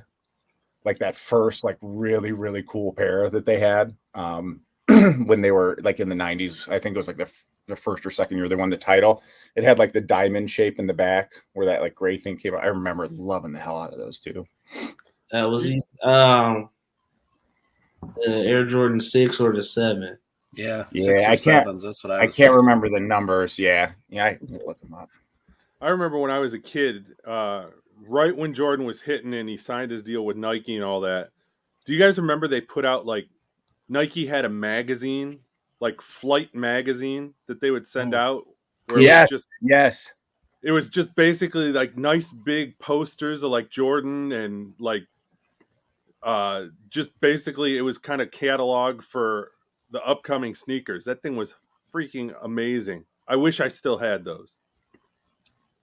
I'm trying Mark, to look to see if there's is there probably a good website that shows like every Jordan ever. I'm sure. Yeah. Yeah. You can try StockX. You can try Nike. Yeah, or just Jordan Brand or JordanBrand.com. Excuse me. I mean, I have pairs that I've never even worn. I'm sure you probably do too, you know, but wow. I'm always working, so I don't have nowhere to wear them to. Right. Right. I'm always working. What I wore a pair over the summer, retro 6s, the black infrareds. I wore them for like 30 minutes, you know. I think I just drove somewhere and then I came home and took them off. I never they're still in the box. That's one of my favorite shoes of all time. You know, I'm gonna share they won the championship the first time he was wearing them shoes, and yep. I was in like, I don't know, 6th or 7th grade when they came out, and I cut so many yards, man, you know, to get the money up to buy them, you know. And my dad, I remember him taking me to get them. Yeah. So, hey, Josh, I'm sure. Oh, cool. You say 1989. Yeah, I was 12 years old, dude, when those came out. Yeah, man. Jordan 4s, those are awesome. I love. So those were the first like amazing pair of shoes I ever had, and I got a job being a paper boy. Nice. We lived like a mile and a half from Wrigley Field, and I got a job being a paper boy to earn these shoes. Those are all dude, and they're still today, those hold up today, man. Like those still look cool as hell today, and they still sell out every time they've released them. Yeah, I had these too. I got these. I have a pair of those now, black ones and white ones. Remember how cool that little reflector tongue? Yeah, that thing was there, man. And then I love like back to back years, and then remember like you had the clear on the bottom. Yeah. That was so cool at the time. Yeah. This is the pair I was just talking about. That I wore for like 30 minutes this summer. That's an awesome shoe right there, too. I had those too, man. Wow. The Mayflex Michael Jordan figure. Oh, yeah. I'd like to get one. With that pair. You know, these were the last pair of Jordans I had. 91. I was in 8th grade. But that was the last pair of Jordans, and that was the first year because 91 and then 92 is when they won the title. So I had those too. And remember like the tongue, how like I remember I could the holes in it. So easy. Yeah. And in Batman Returns, yep. His boot was made with that shoe. With that shoe. Yeah, here's a funny fact about that shoe also. Oh, dude, they got a pair of these in 91. You know, Metallica, they put out the Black Album. And Jason Newsted, the bass player, was a huge Air Jordan fan. And he had a pair of exclusive Air Jordan 6s that were all black. You know, wow. You couldn't buy them in stores, you know, just like how players have player exclusive colorways now. The Metallica bass player had his own pair back in 91, which I always thought was really cool. That is really cool. Mark, I never got these in 95, but I thought these were cool. Oh, yeah. I love that shoe. I don't have They just re-released this in gray, didn't they? Yeah, today. Yeah. Today. Did you guys get it? No, I took an L. I was stuck at I just like the original colorways for myself personally. Well, I love all the red and black, and gray and white just from the 90s Bulls. Those are my favorite. Mark, what do you think you spend more money on, shoes or figures? Shoes. Do you? Yeah. What's your priciest? What's your prized sneaker? My prized? Yeah. What's your holy grail? You can only save one. Shit. That's a great question, dude. My shattered backboard Air Jordan 1. Nice. Or it's an orange and black and white colorway, and only because the resale on it is $2,500. Wow, $2,500! Holy cow! Yeah, at when that Last Dance documentary aired on TV, yeah, a lot of his sneakers went up in value, resale value. Right. Hard to believe that they could have gone up any more, but I imagine that's a lot of people sitting at home at the time because that was like right when the pandemic started. They pushed that out. Well, so everybody was getting their stimmy checks. I bought so many shoes when we were locked down. Like I had a pair coming to the house every week. Wow. But dude, think about it. Like my toy collecting, I collected, but I collected a lot through my daughters because we have tons of female Black Series and Legends. But then I would collect, but everything was hidden in my work closet and box. Nothing was open except for their stuff. And then the pandemic came in, and I mean, this happened. Right. Excuse me 1 second. I gotta plug my computer up. Yeah. You know, Reynolds Reviews. Yeah, Luke. Yep. He has a pair of the Back to the Future Nike Airs. Yeah, I know. He has them behind him. Those are so cool. Man, I don't know how he got those things, man. I mean, like when they hit the street, they were like $800 or $900, Yeah. And they were only a couple thousand made or something. I wanted them. If they were just $250, like a normal price, real expensive shoe, I would have bought that in a millisecond, man. Yeah. I don't care what size, whatever size they had. It would have been for display. Dude, we wanted those shoes since we were 8 years old. Yeah. Right? I mean, yeah.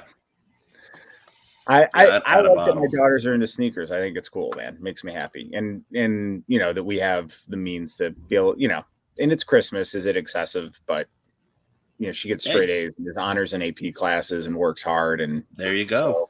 So, yeah. There you go. Yeah, man. She deserves it. Cruising through the chat here, John Joker. I have Retro 11s red and black for 2001. Nice. Never wore them. I used to work at Foot Locker, so I was really into Jordans. It's always nice to have an inside track for that. If you buy sneakers and you never wear them, be sure to wrap them with newspaper so they don't oxidize or the soles tear. That's good to know. Very good to know. Steve-O, have any of you guys bought Jordans for your action figures yet? No, I have not, but that would be really cool. I want to go back. Actually, all right, how cool would that look if he had some Jordans on? Right. We'll go back to the one comment about oxidation. Yes, sir. That is false. You can't stop oxidation. Can you slow it? You can slow it, but you can't stop it. Well, I'll take slow over stop. Kind of like aging, right? Yeah. I just need to get a giant safe room for my sneaker collection once I start one. So, Steve-O, Mark, have you seen any of the Jordans for figures yet? Yeah, I only got the one Mayfix Jordan. Okay. Because I thought there was a Miles figure that came with them, and then there's a guy. There's a guy I follow. Yeah, the Mayfix. Only the Mayfix Miles has official Jordan sneakers. Gotcha. Because they have a working relationship with Nike. So that's how they got them. Yeah. So they have a pair of Miles Air Jordan 1s, right? Yeah, but that's the only shoe Nike has ever done for a Marvel character, right? Officially.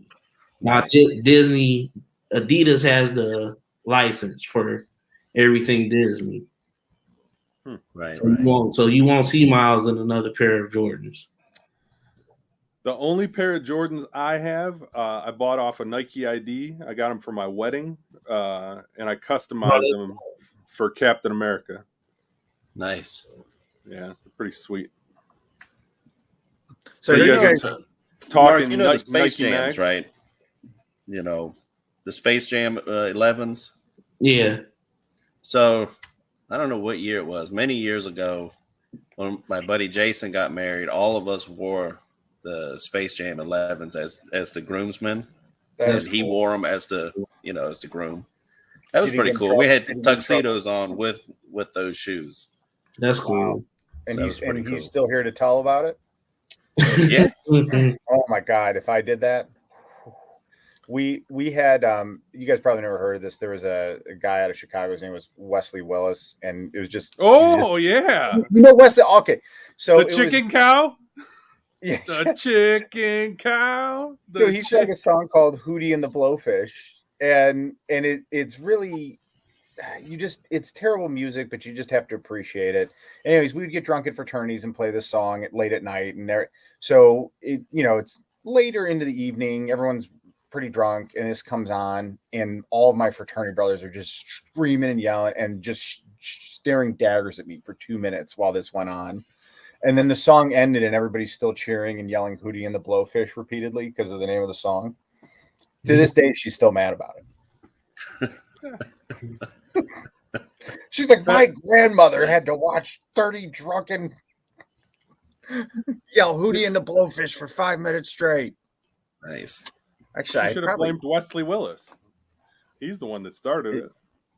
I'm guessing you don't mind a copyright strike. It's my channel. Nobody cares. It's okay. I'll look it up. It's not great. No, I think he had issues, right? He had some type of... he did. So it was like, and we actually donated to his charity. Yeah. And stuff. And we found him because my best friend from high school went to Loris College in Dubuque, Iowa, and he would go play concerts at colleges. Yeah. And he went and he played at their concert, and then that's how we got the info, and then we bought all his CDs and donated. So everyone on our campus heard of him, and but he just went and toured college campuses and stuff. The local radio station here in Detroit, Drew and Mike for years play Wesley Willis religiously, and I think they had him come in for like a couple St. Patrick's parties or something like that. So yeah, they played his music all the time. It's definitely an acquired taste. There's a CD, "Rock and Roll Will Never Die," and the song is "Hootie and the Blowfish." Whoa. Oh, that's sorry. This man played at the Metro. Our trying to be worth the show. The rock show was awesome. It put the police ass. Mm-hmm.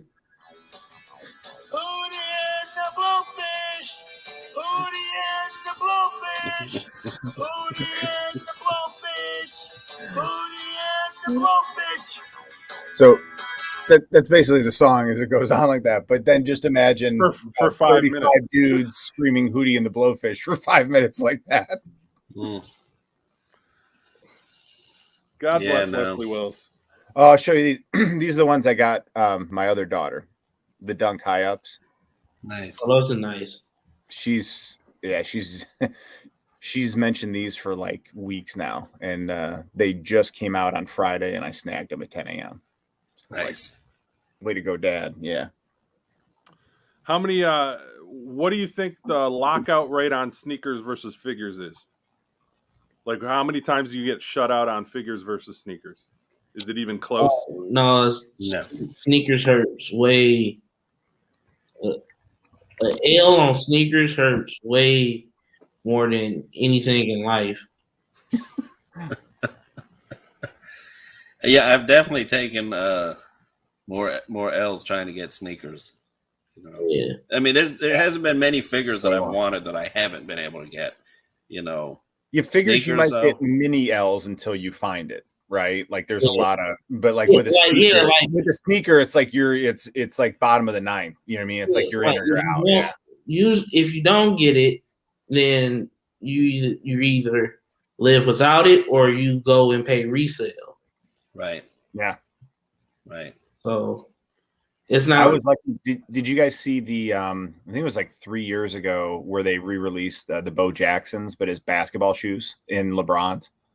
I was able to get a pair of those because I coached my daughter's basketball team, and those were awesome, man. Because they basically look just like the Bo Jackson shoes. Those things are cool as hell. Did you guys ever see those? Mm-hmm. Yeah. The LeBron 10. I don't remember what year it was. All I saw was I'm like, dude, those are the Bo Jacksons I had growing up. Like, I want those shoes. Like, I didn't even care. And I'm like, oh, sweet, they're basketball. So they've never been worn anywhere except on a basketball court. So, yeah, I love those shoes. I have a pair of Air Max 95s with LeBron's high school stats on the bottom. No way. That's cool. How much is that worth? I paid $170 for the shoe. It was a shock drop on the sneakers app. Yeah. And it's not many pairs. It's not many pairs that I could find on the net. So like maybe around 300 resale. I found I had better luck on Nike than the sneakers app when I've tried, but I think it's funny. Like, I appreciate you guys' passion. I have no idea what you guys are talking about right now. There's so many different sneakers. Like, I know Jordans and I know the names, but like me being able to, you rattling off certain years and things like that, I got nothing. Yeah, I don't know. Yeah, you guys having the numbers and years down. That's awesome, man. Because whenever they re-release something, they change. It's like subtle changes to the model every release year. No, I feel like when you guys are talking about this stuff, I feel like I'm in the presence of like car guys talking about engines and how many horsepower they got and stuff. I'm like, all right, cool. Can I show you guys something cool? Did you guys already do your pickups? Yes. But you're more than welcome to share. Yeah, I wanted to. We got the Pulse exclusive, Johnny Storm. Dude, I'm gonna open that one. It came in the oversized box, right? Yeah, buddy. And the toy gods were most kind because both of them came. Oh wow! Fresh. So one to keep probably in card for sure, but I don't know if I can pull it out of the box even. I might even just keep this in box like that. It's so cool. No, I'm gonna have to pull it out and because I'm gonna put it up on card and once I get to Galactus. But yeah, one to unbox, one to keep in card. And then this one I'm super stoked about, the Hit Monkey. Oh, you pulled the trigger. Nice. Dude, $26 on Amazon on sale. How are they not going to re-release this and make a translucent green Jason Sudeikis Bryce? Exactly. Figure? That's exactly what they're going to do. They have to. That's all you have to do. Except, no, here's what they're going to do. They'll do that and take out all the accessories and charge $59. Yep. 100%.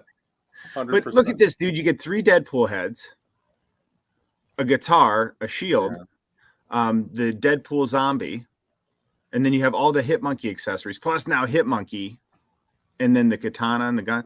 So for $26, dude, I feel like this is a massive, massive win. Is it still? When was it $26?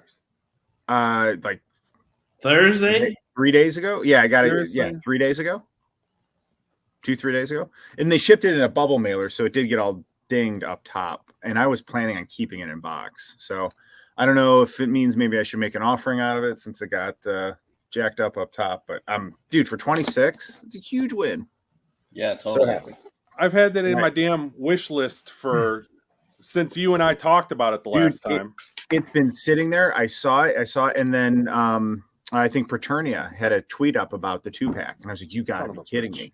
So this time of year, dude, I don't have anything turned on Twitter except for him, because like every day there's like 1 or 2 figures that go up that are random, and sometimes you get lucky like that. And it was something you're looking for. Well, we got Koska. Yeah, buddy. I seen that in store too. Yeah. Nice. So nice to have her. And then we got the pilot, Bodhi Rook. Oh, you got your Bodhi too. Mine finally shipped from Hasbro. Yeah. So all these showed up at the same time today.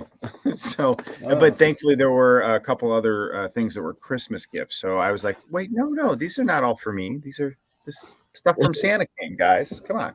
You ain't got to lie, dude. It's terrible. So yeah, that was my week. Oh, and I got this dude too. Oh yeah. Okay. Yeah, he's my second one, so I get to open him, and because I'm keeping the other one in card right there. Very cool. I finished watching Hit Monkey today. Finally, Yeah, what'd you think? I thought it was fantastic. Yeah, wasn't it? It was really good. It was a Yeah. lot better than like. It took me a while to get through, not because it was bad or anything. It just was one of those things that I would put on. Like I don't watch it with the wife because the wife just 100%.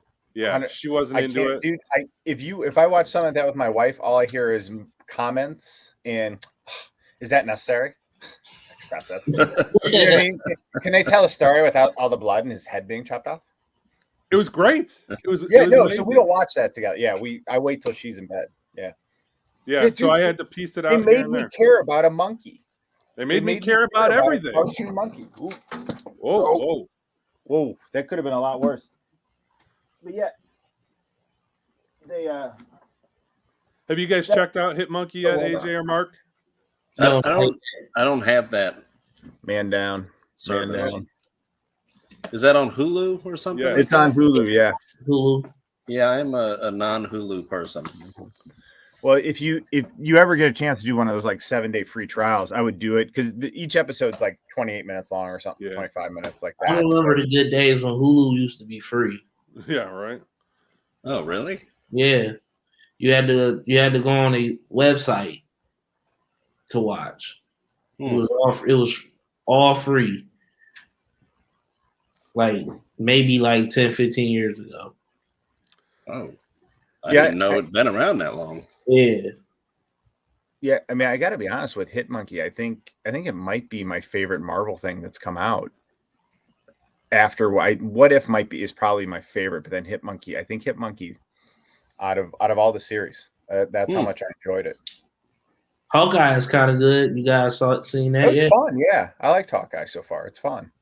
I haven't watched this week because I saw that Yelena is in it. Mm-hmm. So my wife, Hawkeye is my wife's favorite character, Oh, cool. but she hadn't watched Black Widow yet. Oh, yeah. It So wouldn't have made sense. right. So we watched Black Widow last night. Nice. And then when I came up here, she was watching Endgame because she'd only seen bits and pieces of it. And when it came up, like that Natasha was dead, she was like, wait, what? And I was like, oh shit. I was like, sorry. Yeah, you should have watched Endgame all the way first. So she was watching that when I came up here. But you know what? To watch it's a different perspective to maybe have watched Black Widow before that, because sequentially that's when Black Widow happened. Right. So, and in fact, I wouldn't have minded because I don't think there's anything in Black Widow that really would have done anything for the future, like spoiled anything in the future, right? Yeah, at the end, she's at her grave. Right. Oh yeah, well they could have taken that out. That's what I'm saying. If they would have done that, then yes, 100%. Like if somebody were to go back and try to like sequentially put in the order you should watch the MCU, like I could see that working. Have you got? We did that during COVID last year. We watched it in chronological order. I did too. Order. It's a fun way to watch it because then you start off with First Avenger and then Captain Marvel. So yeah, I thought it was a good way to watch it through. Not if you haven't seen it yet, though, because you don't want to spoil stuff. Right. Yeah, Hawkeye's been really good. I've been pleasantly surprised with it. I'm really curious to see if they do what it seems like they're leaning towards with revealing who Maya's father is. So, like, if we get Wilson Fisk back in, like, I'll be happy about that. They have to work him. I heard he may not show up until the final episode. Well, that's Marvel's game plan or Disney's game plan with every Disney Plus show. Who's the secret villain, and then they come in for like an 8-minute cameo on the final episode. They've done it, I think, every series now. I'm just stoked, that Kevin Feige said that Charlie Cox is definitely going to be Daredevil. Yeah. The only thing I thought was kind of weird was he confirmed, yes, when Daredevil's ready to make his appearance in the MCU, it will be Charlie Cox, but he didn't bother coming out and saying that it was in Spider-Man No Way like Home. when it would be, yeah. Because maybe it could be in a show for, yeah. Well, everybody had that picture of him floating around where he's at the table with Aunt May and Spider-Man and the rest of the Scooby Gang, as they were. Right. Right. That Daredevil, I love that show so much. Everything about it was perfect. Everything about all the Netflix. Show. I loved everything about all the Netflix show with the exception of Iron Fist. Iron Fist was so bad, I stopped after the first Iron Fist series. I stopped watching the Netflix show. I heard it got better, but I never tried it to find out though. Punisher, man, that was Punisher was awesome. Yeah, man, that. To me, the only things I surprised would be the Punisher and Daredevil. John Joker, what I just didn't think they got Luke Cage right. And maybe that's me, but I just didn't. I thought it was a good show, but I didn't think like those other guys. I think could transcend to the MCU. Those characters, along with Elektra, I'd throw Elektra in there too. She was amazing, but I didn't think they got Luke right. I thought they got Luke right. I enjoyed what they did with him. I liked it was a little bit more today than it was Sweet Christmas and just, well, of course, yeah. Like I don't need all that. And I thought that bringing him up to date was much more effective than what it was. I'll tell you this, and maybe it was a blessing in disguise. I didn't like the way that they did Copperhead because I'm all about some Mahershala Ali, and I'll take him as much as I can get him. But hey, maybe it's good that they killed him off as quick as they did because now he's going to turn up as Blade. Yeah. So he had a lower profile in the MCU overall, so it's not going to confuse too many people. John Joker wanting to know about what do we think about Letitia Wright wanting to leave the MCU. I heard some of that stuff today, and I don't think it's so much that she wanted to leave, that the way that I was interpreting it, she wasn't crazy about the COVID mandates and stuff that was going on the set.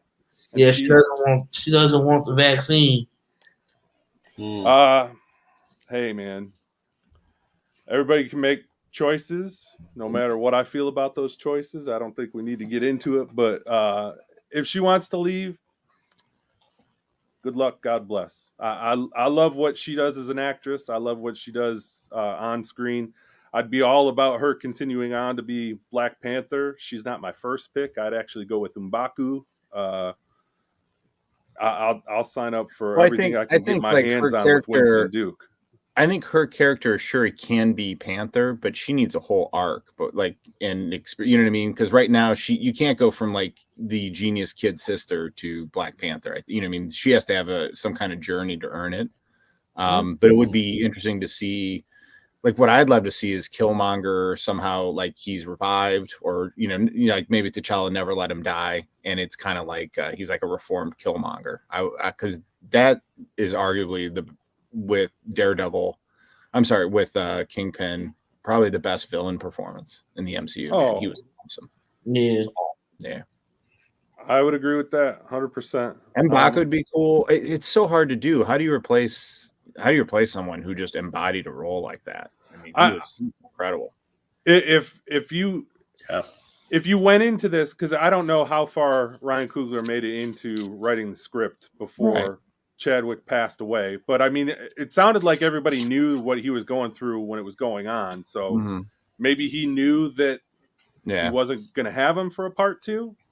I think if I was writing it, I think you do something in the spirit of like, I think they've done it with Batman. I think they might have done it with Captain America a couple times, where it's like who will wield the shield, or who's going to take up the cowl, and like have M'Baku, have Shuri, have now I can't think of what Peter Luongo's character was. Nakia, have Okoye, have like all these people who are like, I should be the Black Panther, Like and a then tournament, at the end, like a tournament. not so almost. much like a tournament, but just everybody like going Like around Mortal doing. Kombat. Black Panther turns into Mortal Kombat. No, jackass. Make it to where everybody feels that they have a claim for why they should be Black Panther, and then No, at the that's end, cool. It's a cool. they story. realize that nobody can replace him, so they're Yeah. just their own independent characters, and they just carry on the spirit. Maybe they form like a superhero team of Black Panthers. Nah. That'd be like I'm reaching, Yeah. Mark. Come on, man. you got to have one. But that would be an interesting idea, almost like a civil war internally, like as to who should be the Panther. But I mean, technically, it should be Shuri. I mean, if you're just from a secession standpoint, right? It would fall to her unless somebody made it. But then M'Baku could make a claim. But she There's a lot became they Black could do with Panther it. in the comics, though. Pardon? She became Black Panther in the Yeah. comics. Yeah. But that's what I'm saying. Like, if I just think she needs an arc to become Black Panther. But maybe that's what this movie is it's her arc, and then at the end she's the Black Panther. You know, because Marvel likes to do that with the origin stories. Is you don't really see the character until the last 12 minutes of the movie. I mean, I'd be all for them trying to bring in Riri at the same time, and then you've got two young female super geniuses who are also dabbling in being superheroes. Like that would be Well, they've cast something Riri fun. already, right? Yeah, they're making that show. Yeah, they've already cast Riri. I'll Yeah. take Yeah, it. Man. oh yeah, for I'm Iron Heart. excited about that. Mhm. Yeah, because they're totally doing Young Avengers. You have Hawkeye, Ironheart, Quicksilver, and what's his name? And then you have Young Loki. They've already cast Young Loki, so he'll be part of that. And then, Isaiah Bradley's grandson. yep, he was cast too, so he's in that. So yeah, they're totally working towards that, whether it's going to be a movie or a series. I loved that first issue, that first arc of Young Avengers when they had Patriot, Iron Lad, Mm-hmm. and like Iron Lad's going to work out perfect for Iron Lad, well, yeah, it's exactly. 'Cause- Iron Lad will totally be in it. because what they're building towards, like it'll make all the sense in the world when they bust And that reveal yeah. on everybody. And Iron Lad is a younger Kang the Conqueror from the future. So Yes. Yep. So that'll be perfect. Give me all of it. Hmm. It's so weird because it's like when I got back into comics, like in the early 2000s through 2010, probably like this was all the stuff that I was reading, and like that's basically what they picked for the MCU. So it's hitting my wheelhouse, and I love it. What's the next Disney Plus series that's on the agenda? Does anybody Is it know? Boba? It's Boba Fett, right? I meant Yeah. Marvel wise. Yeah, Oh, I know. Marvel. I don't know. What is the next Marvel one? I don't know. I don't know if anything's been announced. What's coming next? They've got a lot in production, but yeah, I don't because Moon Knight's in production. Moon Knight. Well, we've seen Moon Knight. She-Hulk and Moon Knight. Yeah. And Miss Marvel's been Miss in Marvel. production too, yeah. And then Star Wars. What's after Boba for Star Wars? Is there anything even announced? Oh, Obi-Wan. Obi-Wan. That'll be good. I still don't understand why we haven't seen a trailer for that yet. We got that little 1-minute teaser, but not a formal trailer. Well, the teaser, that didn't even have anything from the show, did it? It was just some couple concept art pieces. I think there might have been a couple. I've seen something where I thought I saw Hayden and Ewan hugging like on set somewhere. Oh, really? That's cool. Maybe that was in there. It could have not sure. It's either, if it's not She-Hulk, then I think that it's Moon Knight. Yeah, I think Moon Knight is next. And Moon Knight's going to be flipping phenomenal with Oscar Isaac. Like I think that's the one. If people are sleeping on that series, like I think that's the one that's going to blow people away. I wonder how far they're gonna like just push the boundary on of violence, because he's a violent dude. He's a really violent. He's crazy too, dude. I mean, Right. yeah. Well, like if it was on Netflix, it would be like more. Punisher, Daredevil, like Yeah. violent level. But on Disney Plus, it's going to be scaled back. But you know, I will say Disney Plus hasn't been non-violent by any means. I mean, no. I've been surprised at how much they've done with Hawkeye. Like it's Yeah. been pretty. Moon Knight will probably be on that level, or Cap or Winter Soldier, I would think, for, you know what I mean? But you know, I don't mind, because my kids don't need, I like to watch it with my kids, and then that way they get to see it and they don't need to see people get decapitated, right? So, and my wife will watch it, so we, you know, gives us something to do. And I would much rather just have them move it like give me the violence and whatever you need to do and put it on Hulu and call Give it me a the day. violence and put it on Hulu. Seriously, like I don't want to sacrifice anything for the story if that's what the story dictates, but you know, you could have, I mean, if the story's done well, you could have the Cap Winter Soldier level of fight scenes. You know what I mean? And I feel be satisfied. Those were good. And Moon Knight should be close quartered fight scenes anyways, like that Daredevil hallway scene. You know what I mean? It like Moon Knight shouldn't really be a broad sweeping, you know, type of stuff. So, well, I mean, it's all, he's schizophrenic, right? He's got mental health issues. So, I mean, you could literally do stuff where he can't even see who he's fighting, and it would be effective based on, you know, like just him thinking that things are happening when they're not really happening.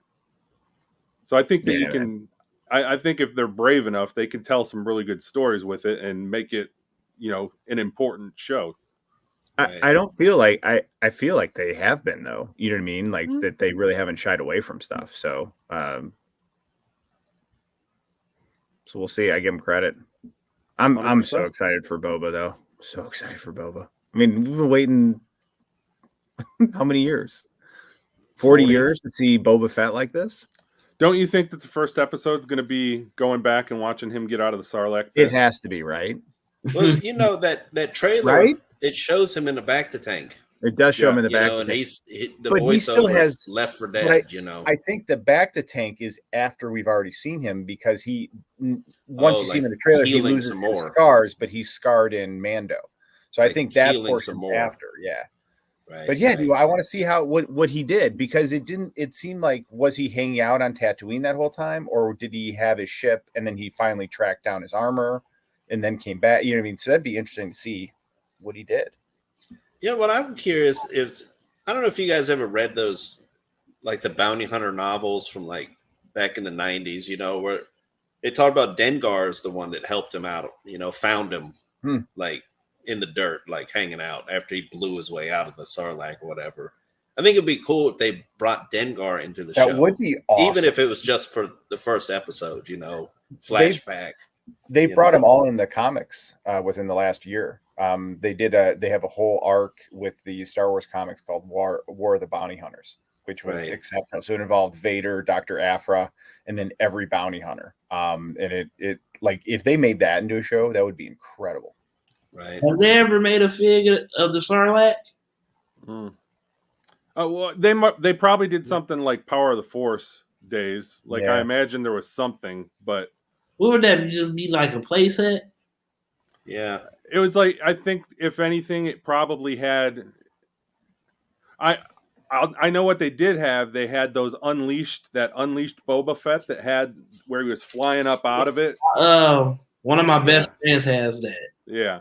So I know they did that. I put a picture on Twitter of that yesterday. Did you? Mm-hmm. Timing. Yeah. What's up, Fabulous Disaster? Fabulous Disaster checking in this evening. Yeah, I think that first episode of Boba Fett has to be just like flashbacks and like just bringing you up to speed on him as a character, and then you realize that he's being digested by the Sarlacc pit, and then by the end he escapes, and then it's like chapter 1 begin, you know, and then they could pick up where he goes in and he's finding his armor, and yeah, that'd be great. I'm excited, man. We have, I mean, you've such a rich backstory for Boba, because you have him from, you know, episode 2, right, as a kid and all the way up through now, man. So I'm excited. And they touched on, this is a license. If they do this well, literally a license for them to print money with the toys and the merch, and then, you know, they keep making these series like that. So Hopeful. Well, not just that, but I mean, if they're going to feed into anything that did happen as far as like the sequel trilogy at all, there's people out there trying to work on clones, and they definitely showed at the end of season 2 of Mandalorian people going to work on some clones. So it only would stand to reason that they want to find somebody who has 100% DNA for original clones and figure out how they were able to clone him so effectively. Yep. So you can see a whole thing. They're going to do their best to polish that turd. Try to make us interested in it. There's still decent parts of that turd, dude. I'm convinced of it. A little bit here, a little bit there. You don't have to take it all.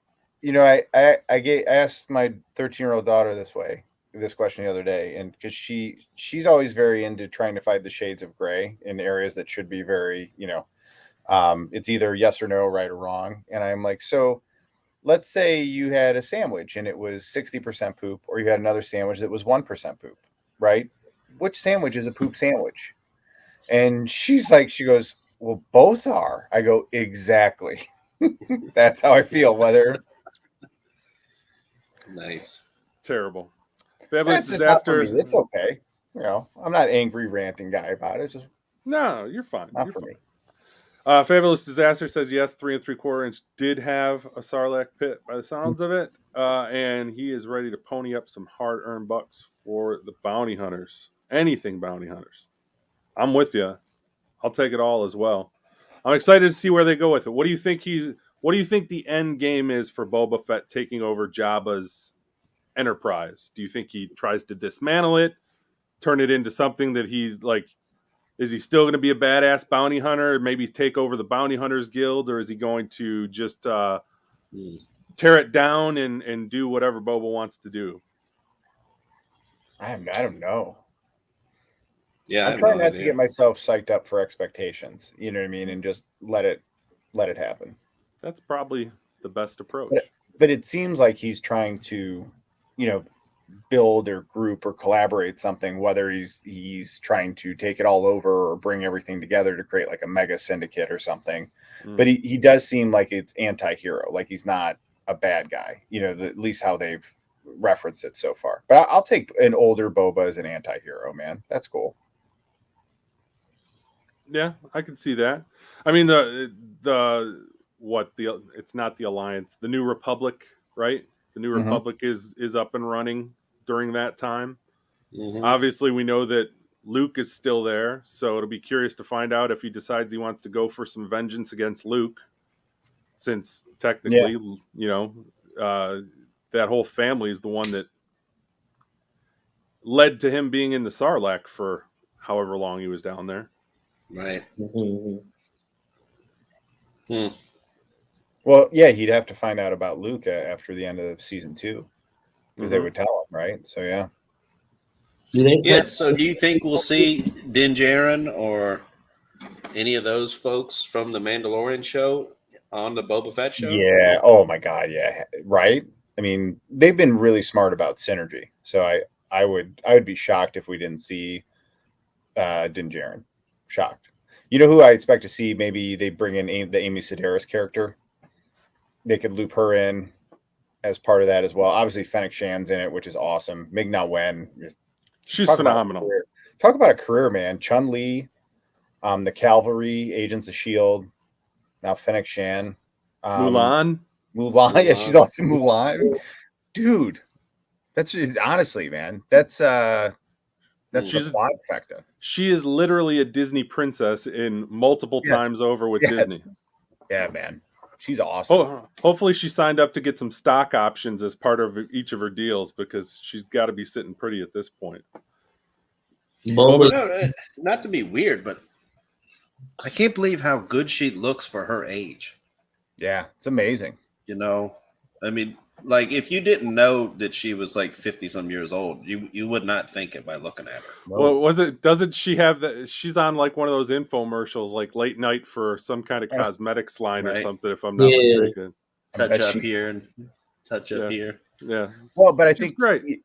I think she's, it goes to probably some genes, but like clearly she's fit to do action scenes to whatever extent, you know what I mean? So it's one of those, if you probably always keep your body updated like that, your body always stays like that. You know what I mean? As much as it can. So good for her, man. Yeah.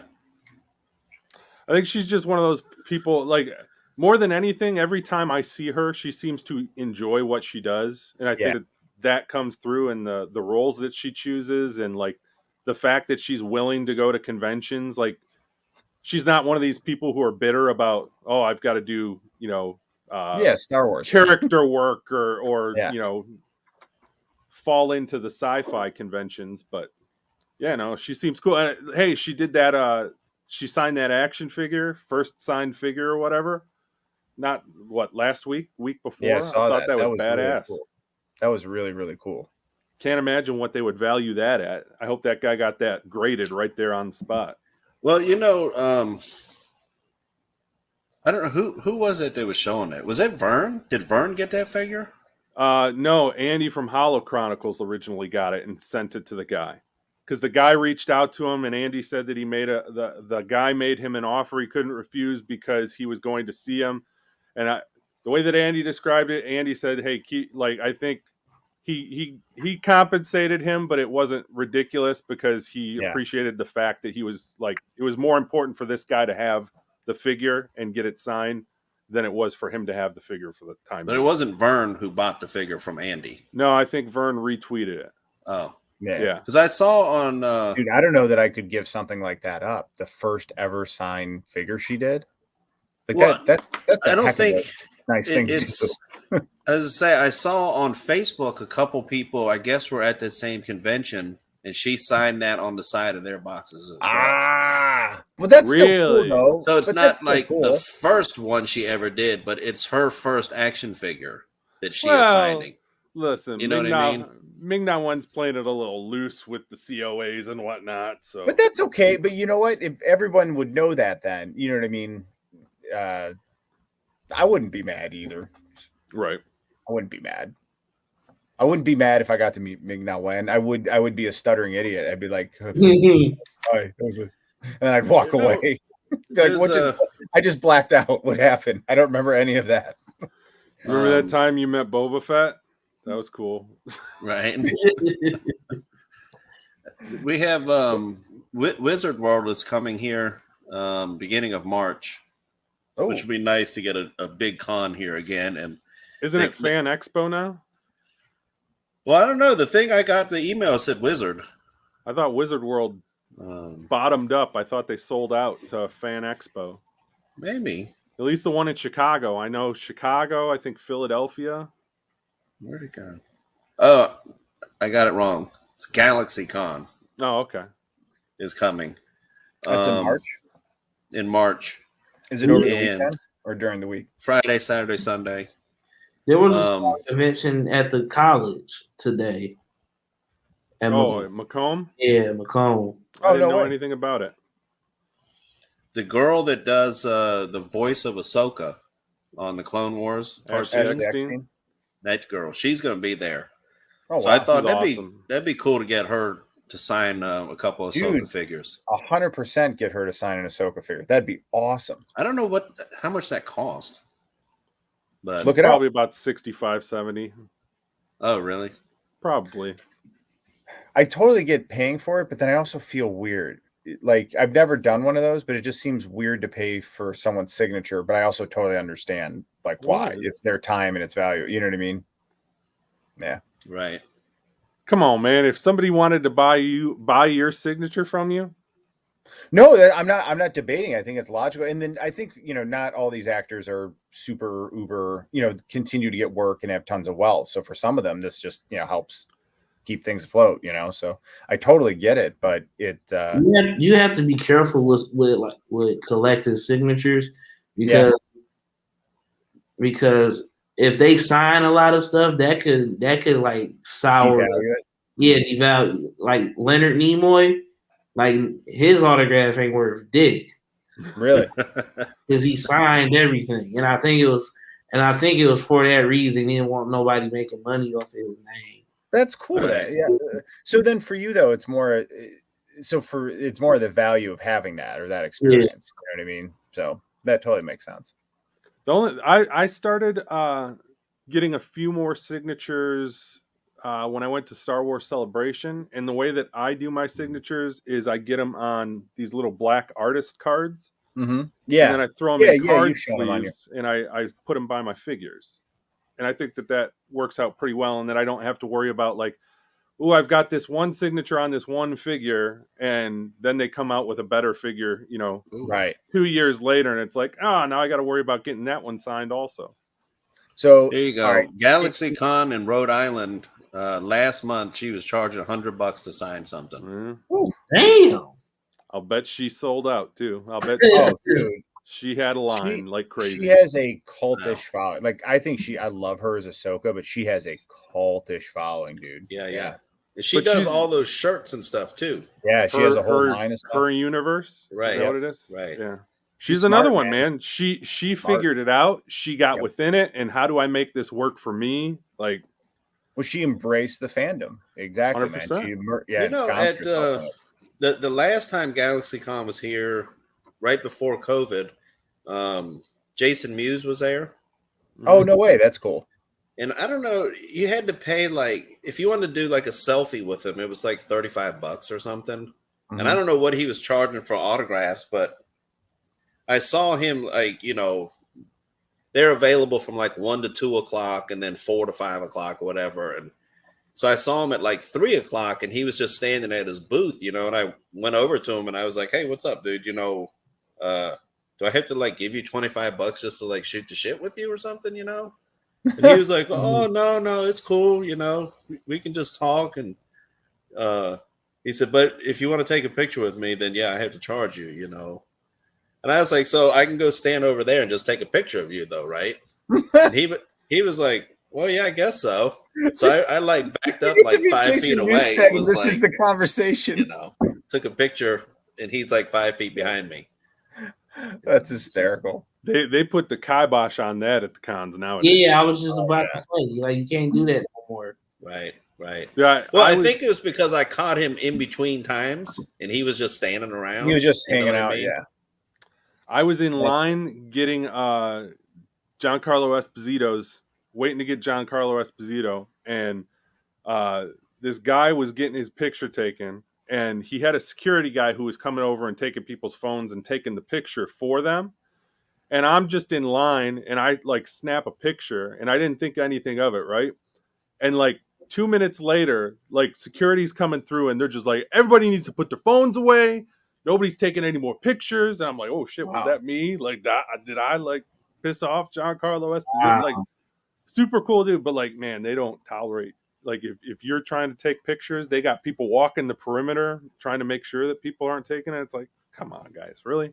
Wow. Yeah. That's a little, that's excessive. Yeah, it's extremely excessive. You know what I mean? Like, that's a little much.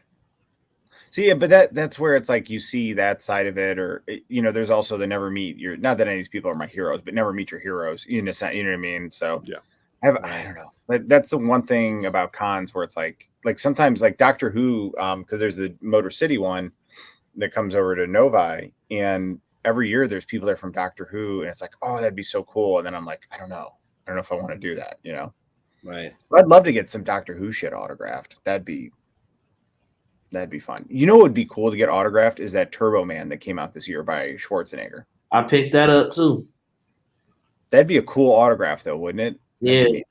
I think those are going to be clearanced out here soon because I still see those hanging around quite a bit. At first, every Walmart was only getting 4 at a time. Yeah.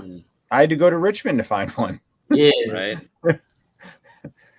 And then they would have to sell out before they get another ship. Crazy. I'm glad I have it, man. I love that movie. It's a great Christmas movie. We watch it every That's on day. Disney Plus now. Yeah. Oh yeah, yeah, it is. Right. One thing we were talking about Hawkeye. We were talking Hawkeye when she shows up to. Oh, I brought some Christmas movies to watch, and they're all like the Santa Claus. They're all like a Disney bundle. Here you go. Own the Disney bundle. Say I seen on Hawkeye. Hilarious. All right. Well, we're at about 2:20. You guys want to call it? You guys got anything else you want to talk about? How we feeling? Oh, there you go. I'm good. Either way, I'm good. All right. Well, I think we're going to call it then this evening. I'm about tapped. It's been a Cool. pleasure having you guys on. So you guys do this every Saturday? We try to. Okay. Some days are good, some days are bad. Most days We're are awake. bad, but yeah, if we're vertical and we're not on painkillers and we have power to our homes, then yes, Yeah, we we try have to power. be here. Yeah, man. Real Next quick, week we're going to be on the next dudes. week Yeah. on Dudes, and Papa Gorda's gonna.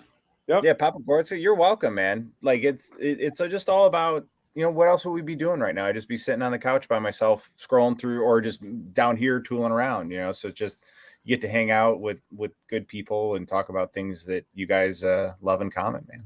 It's cool. Yeah, we literally have 2 people watching right now, and we're grateful for you 2 people watching. But I would like to say that we would be doing this if it was just us hanging out and Right. just having a weekly Zoom call, hanging out and shooting the shit. So Exactly, Yeah. man. yeah, 100%. Fabulous Disaster. We appreciate you stopping by and sticking around till the end. Thank you so much. Yeah, thanks for hanging out. Let's go around the horn. Remind everyone here. You can check out Mark Maximus Spider over on Twitter. Thanks for stopping by, sir. We appreciate you. Anytime. As always, Mr. Dude's Nerdery. Go check out 2 Peggies, 1 Cup, his hit video that's showing on YouTube now. Everybody loves it. My favorite. Dude, by the way, I had fun, man. That was like my attempt to make like a cinematic toy photography film. That was a fun creative exercise. So I hope you guys liked it. enjoyed it. I thought it was I great. liked it. I loved the Photoshop on the thumbnail too. You did excellent work on that, my friend. Thank you. Yeah, man, it's just fun to be creative. 100%. AJ, Mr. Look at Third that Floor cloth. Toy, Mr. Dreg's Cat over here on Twitter. Thank you for stopping by this evening, sir. As Thank you. always, Appreciate it. again, next weekend we will be over on Dude's channel talking with Mr. Papa Gord. What's the top 5 for next week you got planned for us? Oh, it's top 5 HasLab Christmas wish list. So if you could ask Santa for something for a HasLab for Christmas, what would it be? Black Series. $350 Rancor. Yes, $350. It's a fantasy scenario after all. So. I actually, the girls went and did some stuff, so I had some time there. I actually made a video about what it would have taken me to buy the Rancor. And I actually came up with an idea and had 3 tiers: a $250, a $350, and a $500 tier. And each tier escalates what you get with it. But the concept is more, it's the Rancor might be the feature piece, but the Rancor isn't the HasLab. It became like a diorama that I wanted to see with it, like a high-end diorama and different things you could put in there. But, I think that's another reason why I feel people stopped looking at the Rancor as what they were buying, and people started acting like they were buying the freebies. Right. Well, because the freebies didn't really feel like, what I mean? It didn't. The whole package wasn't justifiable to me, and I wanted it. Like when I first heard of it, I assumed I was going to get it, but like I couldn't. I was trying to logic myself into getting it, and the only logical reason to buy it would have been as just an investment piece. It all boiled down to whether or not you felt that the Rancor by itself was worth $350 or not. And if you didn't feel that way, then you had to be convinced with the unlocks. And if you did, then it didn't matter what the unlocks were. You were going to get it anyway. I don't remember. Were all of the tiers for Galactus revealed before it got funded? No, they trickled them. They trickled them out too. I think like that. I think it was funded by the time they announced the last one, but it was like they hadn't hit the other unlocks yet. But those tiers, when it was at like, but each tier you were like, I want that. They I said want that. The Silver Surfer. And Yeah, it was like 17,000. They said that. I can't even think of his name. That other rock-looking dude. And then when it hit like 20,000, they were like, "All right, here's a Doom head to go with it too." Yeah, now the Doom head, I felt they shat that out. Like, I mean, it's going to look cool, but I didn't like. I would have rather had Terrax or something else. But at the same time, the unlock, like Galactus, was worth. I thought it was. I bought Galactus, and the unlocks were Christmas presents. Like whatever the 100%. unlocks were. Hasbro should have realized it wasn't going to get funded when they revealed every tier and the thing. they lost. Yeah, and it wasn't even like fully. It wasn't halfway funded yet. Yeah, That's when they realized. I think they gave up. I really do. Yeah. I think they gave up because they were only 400 away. Like they totally could have gone to Big Bad Toy Store, Entertainment Earth, and gotten them to buy 400 or 500 of them if they really wanted to do it. You hadn't joined yet, but I said that I think that if they could have given you the exact same thing if they would have just started with the Rancor Keeper is part of it. The backdrop is the back of the packaging. You get the bones. All of that is in the basic price. If they would have said the first unlock was the Luke, the second unlock was the Gamorrean Guard, and Salation Crumb, he could have been in the third. They didn't even have to give me a fourth. If they would have done it in that order, I almost guaranteed it would have funded, and it would have gotten everything except maybe Salacious. Yep, because the first impression would have been good instead of underwhelming, right? And then the people on the fence at that point, if the unlocks were good, then that would have pulled them in. Versus the opposite, yeah. Because I just remember I saw it at 350, and I'm looking at the Sentinel. And I'm looking at all the tooling on this, the weight, you have the electronics. I'm like, this was 350. Right. And I was like, wait, I don't get it. Like I know that the license is more expensive, but then that's not my problem. Right. Right. Exactly. Yeah. So just the value was not there. And then every unlock with this, I got more and more excited. When they showed the Master Mold head, because I'm just such a huge 90s X-Men fan from that cartoon, I flipped out, man. What a cool unlock. Right. And you have the loose knee is not even a problem to me. The loose knee is a bad look. I mean, mine are loose-ish, but he stands okay. But like the fact that how they addressed and rolled that out, I think it's pretty, definitely fans last. The Tri-Sentinel head is awesome. Look at the wiring inside of that. Yeah. That is super cool. I mean, look. So I'm looking at this. This is a really nice piece, man. You have that, and then this one is the damaged Sentinel head. Yeah. The Sentinel is the one that I wish I would have gotten on. I didn't. I passed on it. I regret it. For 350, and then you got the other two figures. Oh, and you have the battle damaged hand. And the thing I like about the battle damaged hand and head is that these are totally, you put these in the bottom of the DTOF, right? And it just looks like you lopped off a Sentinel. So it's so nice. Cool. So cool. But for 350, and then I'm looking at the Rancor, and I'm like, a Gamorrean Guard in a card? Like, I love card. Clearly, I have an issue with carded shit, but I don't know, man. It didn't. The only one out of all those that would have been cool that I kept for the video I did today was the Luke card. I like it, to get a card like that with that Luke Skywalker that was upgraded and badass. To keep in card, that would have been like a good for like a tier 1 if everything else was worth it, and then each tier, maybe a I thought putting Luke as the last tier at 19,000 backers. Yeah. I was like, dude, come on, man. And it's not like that figure's not going to show up on a Return of the Jedi card in 2023. Right. 100% is going to show up on one. You know what I mean? So, yeah. Yeah, dude. I just feel like that they. Hey, what's up, Dave? Hey, what's up, Dave? Yeah, man. It's just a big miss. But you know what? I'm just going to sit here and hug my Sentinel. And mine is in the closet with a stack of Jordans. Is there? Nice. On top of it. You could probably put him into a pair of Jordans. Yeah, you should get a pair of Jordans for him. Some kids Jordans. I'm thinking about it. Dude, that would actually be awesome. Yeah. That'd be 90s style all the way. Yeah. I have my friend. He's a cinema photographer, and he has a set of the 12-inch NECA turtles. Turtles. He wants me to bring over my Sentinel one day so he can stage some pics. That'd be fun. That's cool. Of the turtles fighting the Sentinel. You got to share those when you get to do that. That'd be sweet.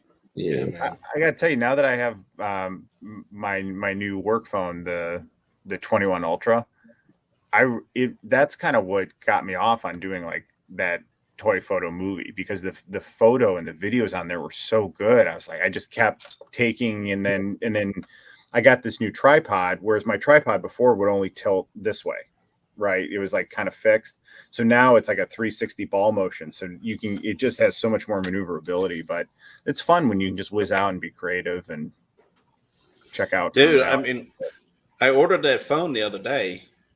But I also ordered my wife a iPhone 13 Pro. Yeah. But the iPhone is on back order. So Oh, no way.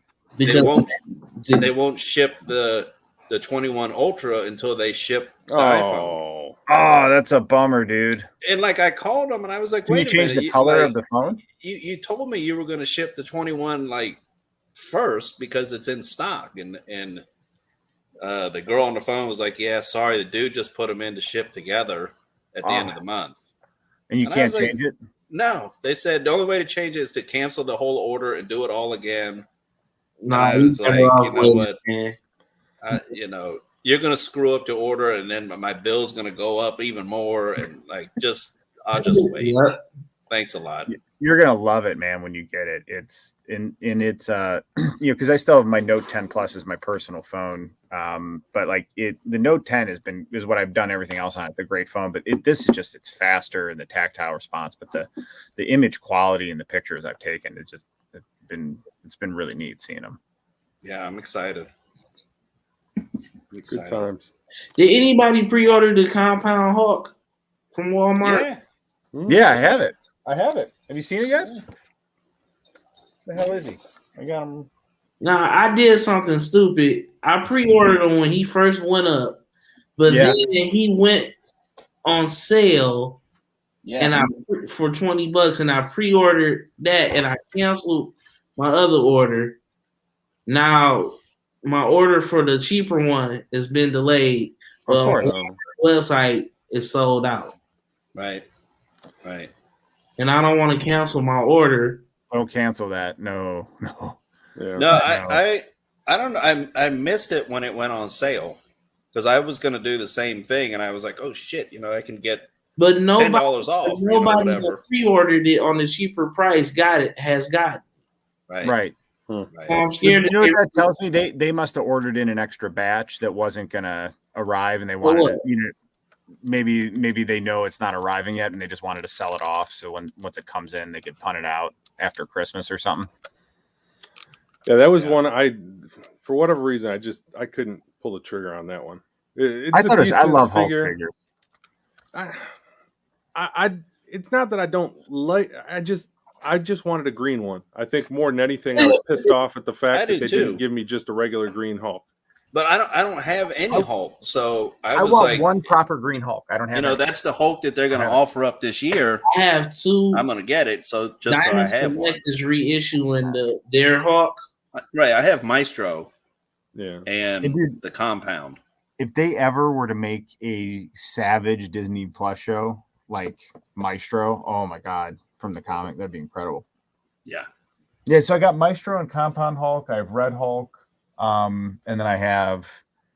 I just want a regular. I have a Marvel Select MCU Hulk, but I wanted a comic book accurate.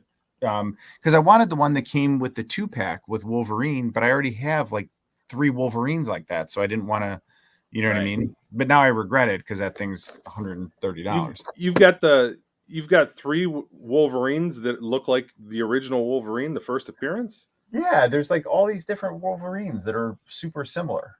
That one that came in the 2-pack, that was the original. That was first appearance where he looked like a cat. No, I know, but they all just look so similar, and I think at that point there were 4 Wolverines that came out that, what I mean. So I'm like, I don't need a 5th Wolverine right now. Yeah, no, that's but fair. Of course, now I regret it. I have that Mezco Wolverine on pre-order. Oh, nice. The deluxe. Is that the '90s X-Men one? No. No, Which one is that one? that's Is it like the old man Logan one? what's the mask coat? No, it is a '90s Wolverine. I'm tripping. Yeah, that's Okay. the night. Yeah. Yeah, it is. Yeah, because Those that's are the one that nice. comes with the picture, right? And you can do the meme with it. No, that's Mondo that's doing that one, Okay. and then Hasbro is doing the '90s Wolverine. Is the one you're talking about the one with the effects with where he Yeah. has the X? Yeah, Where it's okay. That Yeah. one looks badass. yeah. Hmm. All right. Well, we said our goodbyes already, and then Yeah. we proceeded to talk for another 10 minutes. So we're gonna put a bow on this at this point. Next week over on Dude's channel, Papa Gord, we're gonna do our top 5 wish list for HasLab. So stop by. If we don't see you It's a before, Christmas wish list. It's a Christmas episode.